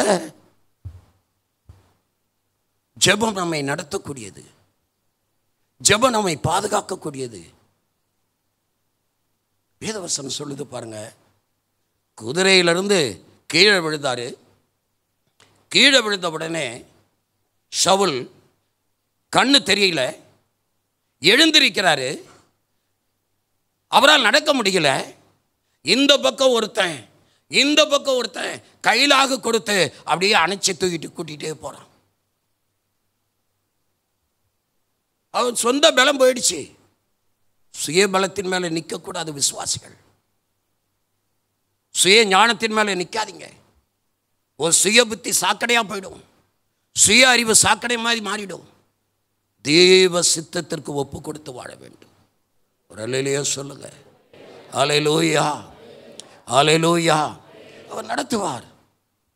அவர் நடத்த ஆரம்பிச்சார்னா இப்போ தெரியாது, இப்பொழுது அறியாய் இனிமேல் அறிவாய். அல்லேலூயா. ஆமாம், இப்போ தெரியாது, இப்போ கஷ்டப்படுற மாதிரி தான் தெரியும், இப்போ பொருளாதாரம் இல்லாத மாதிரி தான் தெரியும், இப்போ ஏதோ மற்றவங்களாம் நல்லா இருக்காங்களே நான் நல்லா இல்லையே அது மாதிரி தான் தெரியும். ஆனால் தேவனை அப்படியே தேவனோடு கூட நடக்க ஆரம்பிக்கும் போது தேவன் சரியான வழியில் சரியான இடத்துல சரியான நேரத்தில் கொண்டு போவார். அல்லேலூயா. பாருங்க, அந்த அப்போஸ்தலர் 9ஆம் அதிகாரத்தில் வாசிக்கும்போது அங்கே சொல்லுகிறார், 11ஆம் வசனம். அப்பொழுது கர்த்தர் நீ எழுந்து நேர் தெரு எனப்பட்ட தெருவுக்கு போய், நீ எழுந்து நேர் தெரு எனப்பட்ட அனனியாவை பார்த்து சொல்றாரு, அனனியாவே நீ தமஸ்குல நல்ல ஜெப வீரனாக இருக்கிற, நீ ஒரு நல்ல கர்த்தருடைய பிள்ளையா இருக்கிற. சவுல் அப்படிங்கிறவன் வந்திருக்கிறான். அவன் நேர்த்தெரி எனப்பட்ட தெருவுக்கு போய் யூதாவின் வீட்டிலே தர்சு பட்டணத்தானாகிய சவுல் என்னும் பேருள்ள ஒருவனை தேடு. யூதாவின் வீட்டில் இஸ்ரவேல் நாட்டில் தர்சு பட்டணத்தான் ஆகிய ஒருவன் இங்கே வந்திருக்கிறான், தமஸ்குவுக்கு வந்திருக்கிறான், சிரியாவுக்கு வந்திருக்கிறான், யூதாவின் வீட்டில் உட்கார்ந்துருக்கிறான். அவனை போய் தேடு. அவன் இப்பொழுது ஜெபம் பண்ணுகிறான். நீங்களா ஜெபம் பண்ணுகிறான்? சொல்லுங்க, சொல்லுகிறேன், எல்லாரும் சொல்லுங்க. ஜெபம் பண்ணுகிறான். படித்தவன், பாண்டத்தியம் பெற்றவன், அரேமிய பாஷையில் பாண்டத்தியம், கிரேக்கு பாஷையில் பாண்டத்தியம், எபிரேய பாஷையில் பாண்டத்தியம், கல்விமான். அவங்க அப்பா கப்பல் முதலாளி, பெரிய பணக்கார வீட்டு பிள்ளை.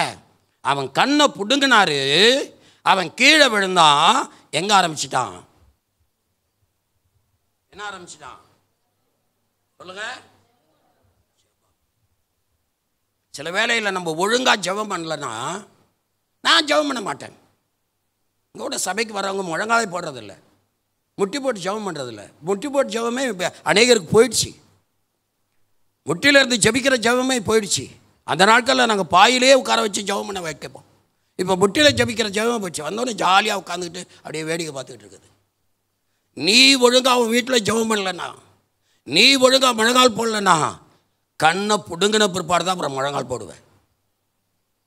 ஆமாம், நான் நேசிக்கிறவர்கள் எவர்களோ சொல்லுங்க, நான் நேசிக்கிறவர்கள் எவர்களோ கடிந்து கொண்டு சிட்சிக்கிறேன், என் சிட்சையை நீ அற்பமா எண்ணாத.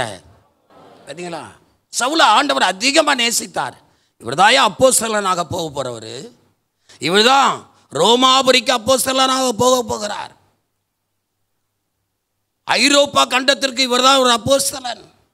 ஆசியா கண்டத்தில் சுவிசேஷத்தை பிரசங்கிக்க இவர்தான் ஒரு அப்போஸ்தலன். ஆப்பிரிக்கா கண்டத்தில் சுவிசேஷத்தை பிரசங்கிக்க இவர்தான் ஒரு அப்போஸ்தலன்.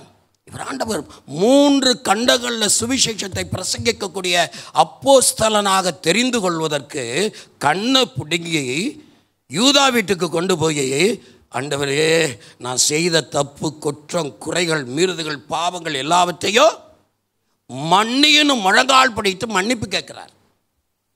என்னைக்காவது மன்னிப்பு கேட்டிருக்கிறியா?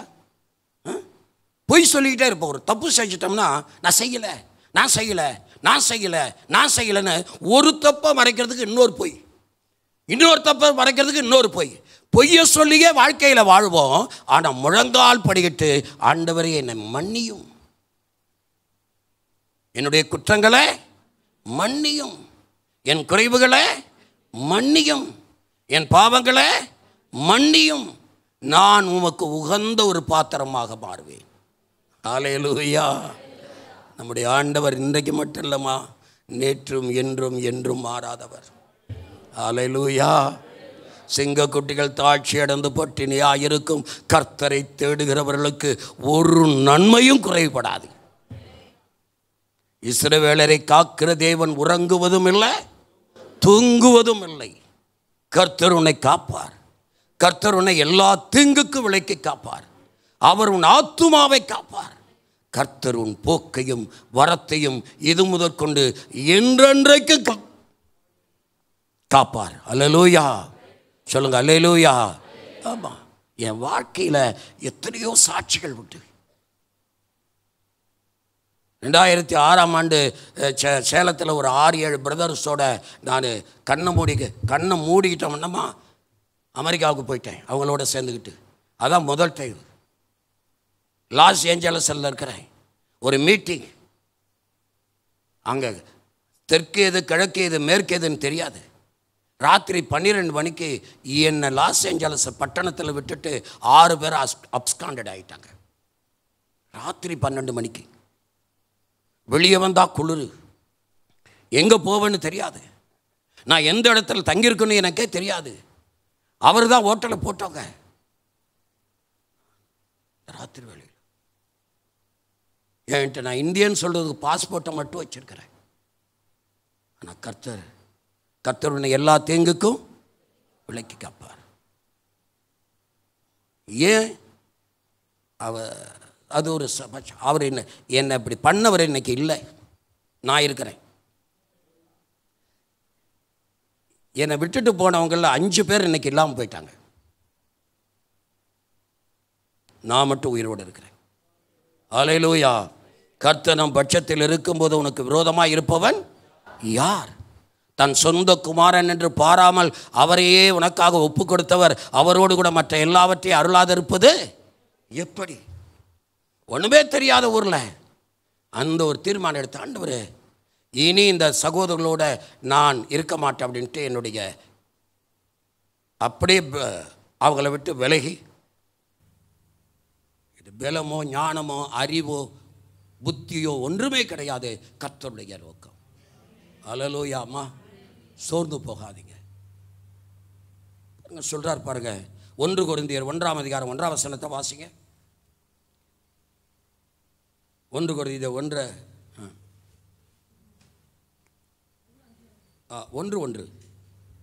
தேவனுடைய சித்தத்தினாலே இயேசு கிறிஸ்துவின் அப்போஸ்தலனாகும்படி அழைக்கப்பட்டவனாகிய பவுலும்.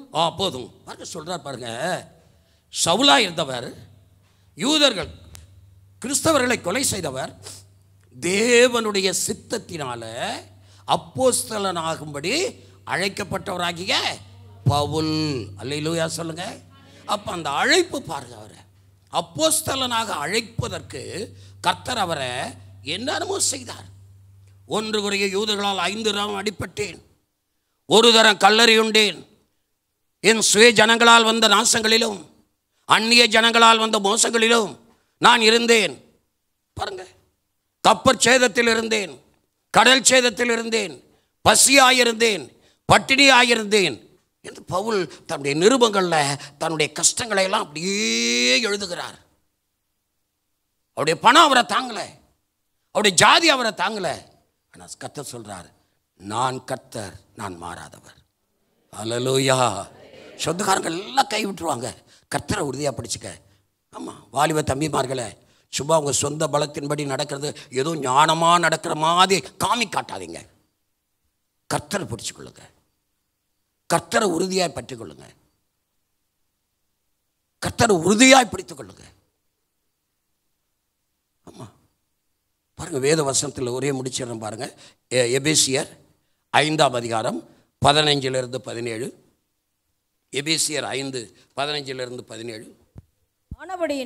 ஆனபடியினால் நீங்கள் ஞானம் மற்றவர்களைப் போல நடவாமல், நீங்கள் விசுவாசிகளாகிய நீங்கள், வாலிபர்களாகிய நீங்கள், வாலிப பிள்ளைகளாகிய நீங்கள், வாலிப பெண்களாகிய நீங்கள், முதியவர்களாகிய நீங்கள் ஞானமற்றவர்களைப் போல நடவாமல், ஞானமுள்ளவர்களைப் போல கவனமாய் நடந்து கொள்ள பார்த்து, ஞானமுள்ளவர்களைப் போல கவனமாய் நடந்து கொள்ள பார்த்து, நாட்கள் பொல்லாதவைகளானதால், நாட்கள் பொல்லாதவைகளானதால் காலத்தை பிரயோஜனப்படுத்திக் கொள்ளுங்கள். காலத்தை பிரயோஜனப்படுத்திக் கொள்ளுங்கள். எபேசியருக்கு எழுதப்பட்ட நிருபம், இதை நல்லா குறித்து வச்சுக்கோங்க. 5ஆம் அதிகாரம் 15ஆம் வசனத்திலிருந்து 15ஆம் வசனத்திலிருந்து அந்த பக்கத்தை சொல்லுங்க. நல்லா சத்தமா அதுல சொல்லுங்க. 268ஆம் பக்கம் பாருங்க. பைபிளை கையில் எடுத்துட்டு வாங்க, செல்போனை கையில் எடுத்துட்டு வராதீங்க. இளமையில வேதத்தை சுமந்தால் வேதம் உன்னை முதுமையில சுமக்கும். சர்ச்சுக்கு வரும்போது பைபிளோட வர்றதுக்கு வெக்கப்படாதீங்க. அம்மா எடுத்துக்கிட்டு வா, அப்பா எடுத்துக்கிட்டு வா, தங்கச்சி எடுத்துக்கிட்டு வா, நான் இப்படியே போறேன். என்ன நீ பெரிய ராஜாவா? நீ பெரிய ராஜாவா? தேவனுடைய வார்த்தை பாருங்க. எபேசியருக்கு எழுதப்பட்ட நிருபம் 5ஆம் அதிகாரம் 15ஆம் வசனத்தை வாசிங்க. ஆனபடியினாலே ஞானமற்றவர்களைப் போல நடவாமல், நீங்கள் ஞானமற்றவர்களைப் போல விசுவாசிகள், மற்றவர்களைப் போல நடவாமல், ஞானமுள்ளவர்களைப் போல கவனமாய் நடந்து கொள்ள பார்த்து, ஞானமுள்ளவர்களைப் போல கவனமாய் நடந்து கொள்ள பார்த்து, நாட்கள் பொல்லாதவைகளானதால் காலத்தை பிரயோஜனப்படுத்திக் கொள்ளுங்கள். காலத்தை பிரயோஜனப்படுத்திக் கொள்ளுங்கள். ஆகையால் நீங்கள் மதியற்றவர்களாயிராமல், பார்த்தீங்களா, ஞானமற்றவர்களாக நடக்கக்கூடாது. மதினா என்ன? அறிவற்றவனா நடக்கக்கூடாது. அறிவற்றவளாக நடக்கக்கூடாது. அந்த பையன் அந்த பொண்ணோட போய் அங்கே பேசினான், இந்த பையன் அங்கே போய் அந்த பிள்ளைக்கு காதல் காகிதம் கொடுத்தான், இங்கே போய் இந்த பொண்ணோட தொடர்புகளை ட்ரை பண்ணான். இதெல்லாம் இருக்கக்கூடாது. இதெல்லாம் மதியற்றத்தனம். நீங்கள் மதியற்றவர்களைப் போல நடவாமல், கர்த்தருடைய சித்தம் என்னதென்று உணர்ந்து கொள்ளுங்கள். என்னுடைய ஆண்டவரே, எங்கள் அம்மா வயிற்றில் நான் ஒருத்தன் முடவனாக இருக்கிறான், இன்னொருத்தன் குருடனாக இருக்கிறான், இன்னொருத்தன் சப்பானியா இருக்கிறான், இன்னொருத்தன் ஊமையனா இருக்கிறான், ஒருத்தன் சோத்துக்கு வெளியேற்று தெருவில் கிடக்கிறான். எனக்கு நல்ல கையை கொடுத்துருக்கீங்க, நல்ல கண் பார்வையை கொடுத்துருக்கிறீங்க, நல்ல நடவடையை கொடுத்துருக்கிறீங்க, நல்ல சரீரத்தை கொடுக்குறீங்க. நாம் மதியற்ற ஒரு வாழ்க்கை வாழக்கூடாது. மதியற்றவர்களைப் போல நடவாமல், கர்த்தருடைய சித்தம் இன்னதென்று உணர்ந்து கொள்ளுங்கள். எஜமான் இயேசு கிறிஸ்து ரட்சகர், அவருடைய சித்தத்தை அறிந்தும் அவருடைய சித்தத்தின்படி செய்யாமல் இருக்கிற ஊழியக்காரர், நம்மளாம் தேவனுக்கு ஊழியம் செய்கிறவங்க, டிசைபிள்ஸ், சீஷர்கள். நம்மளை பார்க்குறவங்க, நம்மை பார்க்கிறவர்கள் இயேசுவை பார்க்கணும், நம்மை பார்க்கிறவருடைய குணத்தை பார்க்கணும், நம்மை பார்க்க அவருடைய சுபாவத்தை பார்க்கணும். இதுக்காக தான் ஆண்டவர் நம்மை பூமியில் வச்சிருக்கிறார். பழைய சுபாவம் இருக்கக்கூடாது, அதை குழி தோண்டி புதைச்சிடணும். அதுக்காக தான் ஞானஸ்தானம். ஞானஸ்தானம் என்ன, எதுக்காக எடுக்கிறோம்?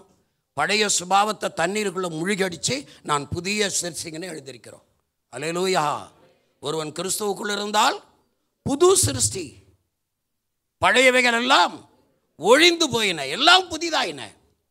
புதிதாக்குற ஒரு வாழ்க்கை, அதான் ஞானஸ்தானம். அப்போ சொல்றாரு பாருங்க, திரும்ப வாசிமா. மத்தேயு 12:50 வாசிங்க. 12:50.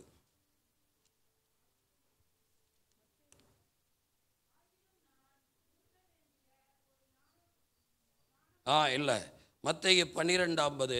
பரலோகத்தில் இருக்கிற என் பிதாவின் சித்தத்தின்படி செய்கிறவன் எவனோ அவனே எனக்கு சகோதரனும் சகோதரியும் தாயுமாய் இருக்கிறார்கள். பார்த்தீங்களா? சொல்லுங்க, பரலோகத்தில் இருக்கிற இயேசப்பா சொல்றாரு. இது வேற யாரும் சொல்ல. சொல்லுங்க, இது யார் சொன்னது? சொல்லுங்க, யார் சொன்னது? இயேசப்பா அவருடைய வாயினால சொல்றாரு.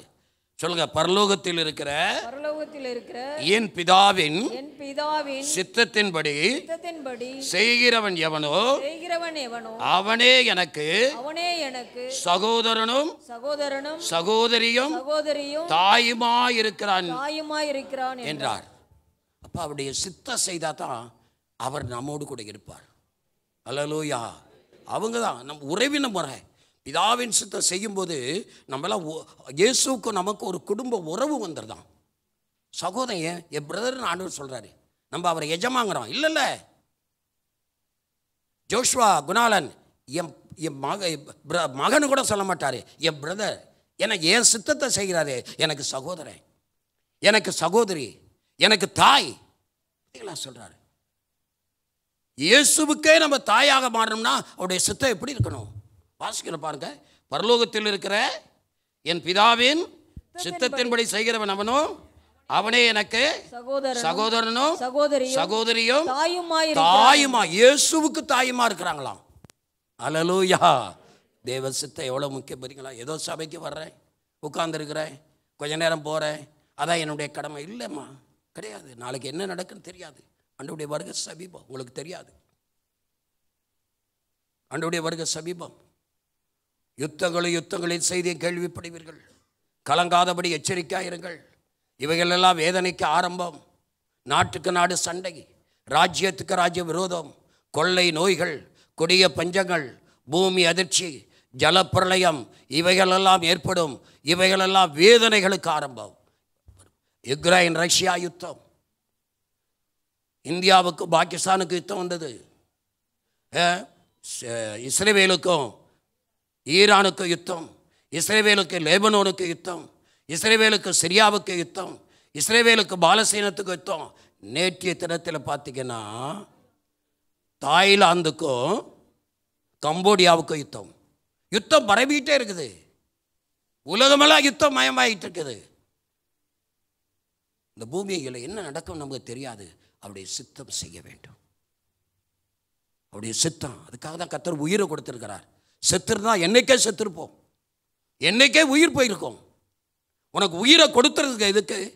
அப்படியே ஓடுறதுக்கு, ஒடியாடுறதுக்கு, ஜாலியாக இருக்கிறதுக்கு, குறை சொல்கிறதுக்கு, குற்றம் கண்டுபிடிக்கிறதுக்கா? இல்லை, அவர் சித்தம் செய்யணும். எல்லாரும் எழுத்துட்டு ஆண்டவரே, நாளைக்கு என்ன நடக்குன்னு தெரியாது, எது சம்பவிக்கும் தெரியாது. உம்முடைய சித்தம் மாத்திரம் செய்ய வேண்டும். அப்படியே சொல்லுவோம். அப்படியே எழுந்துட்டு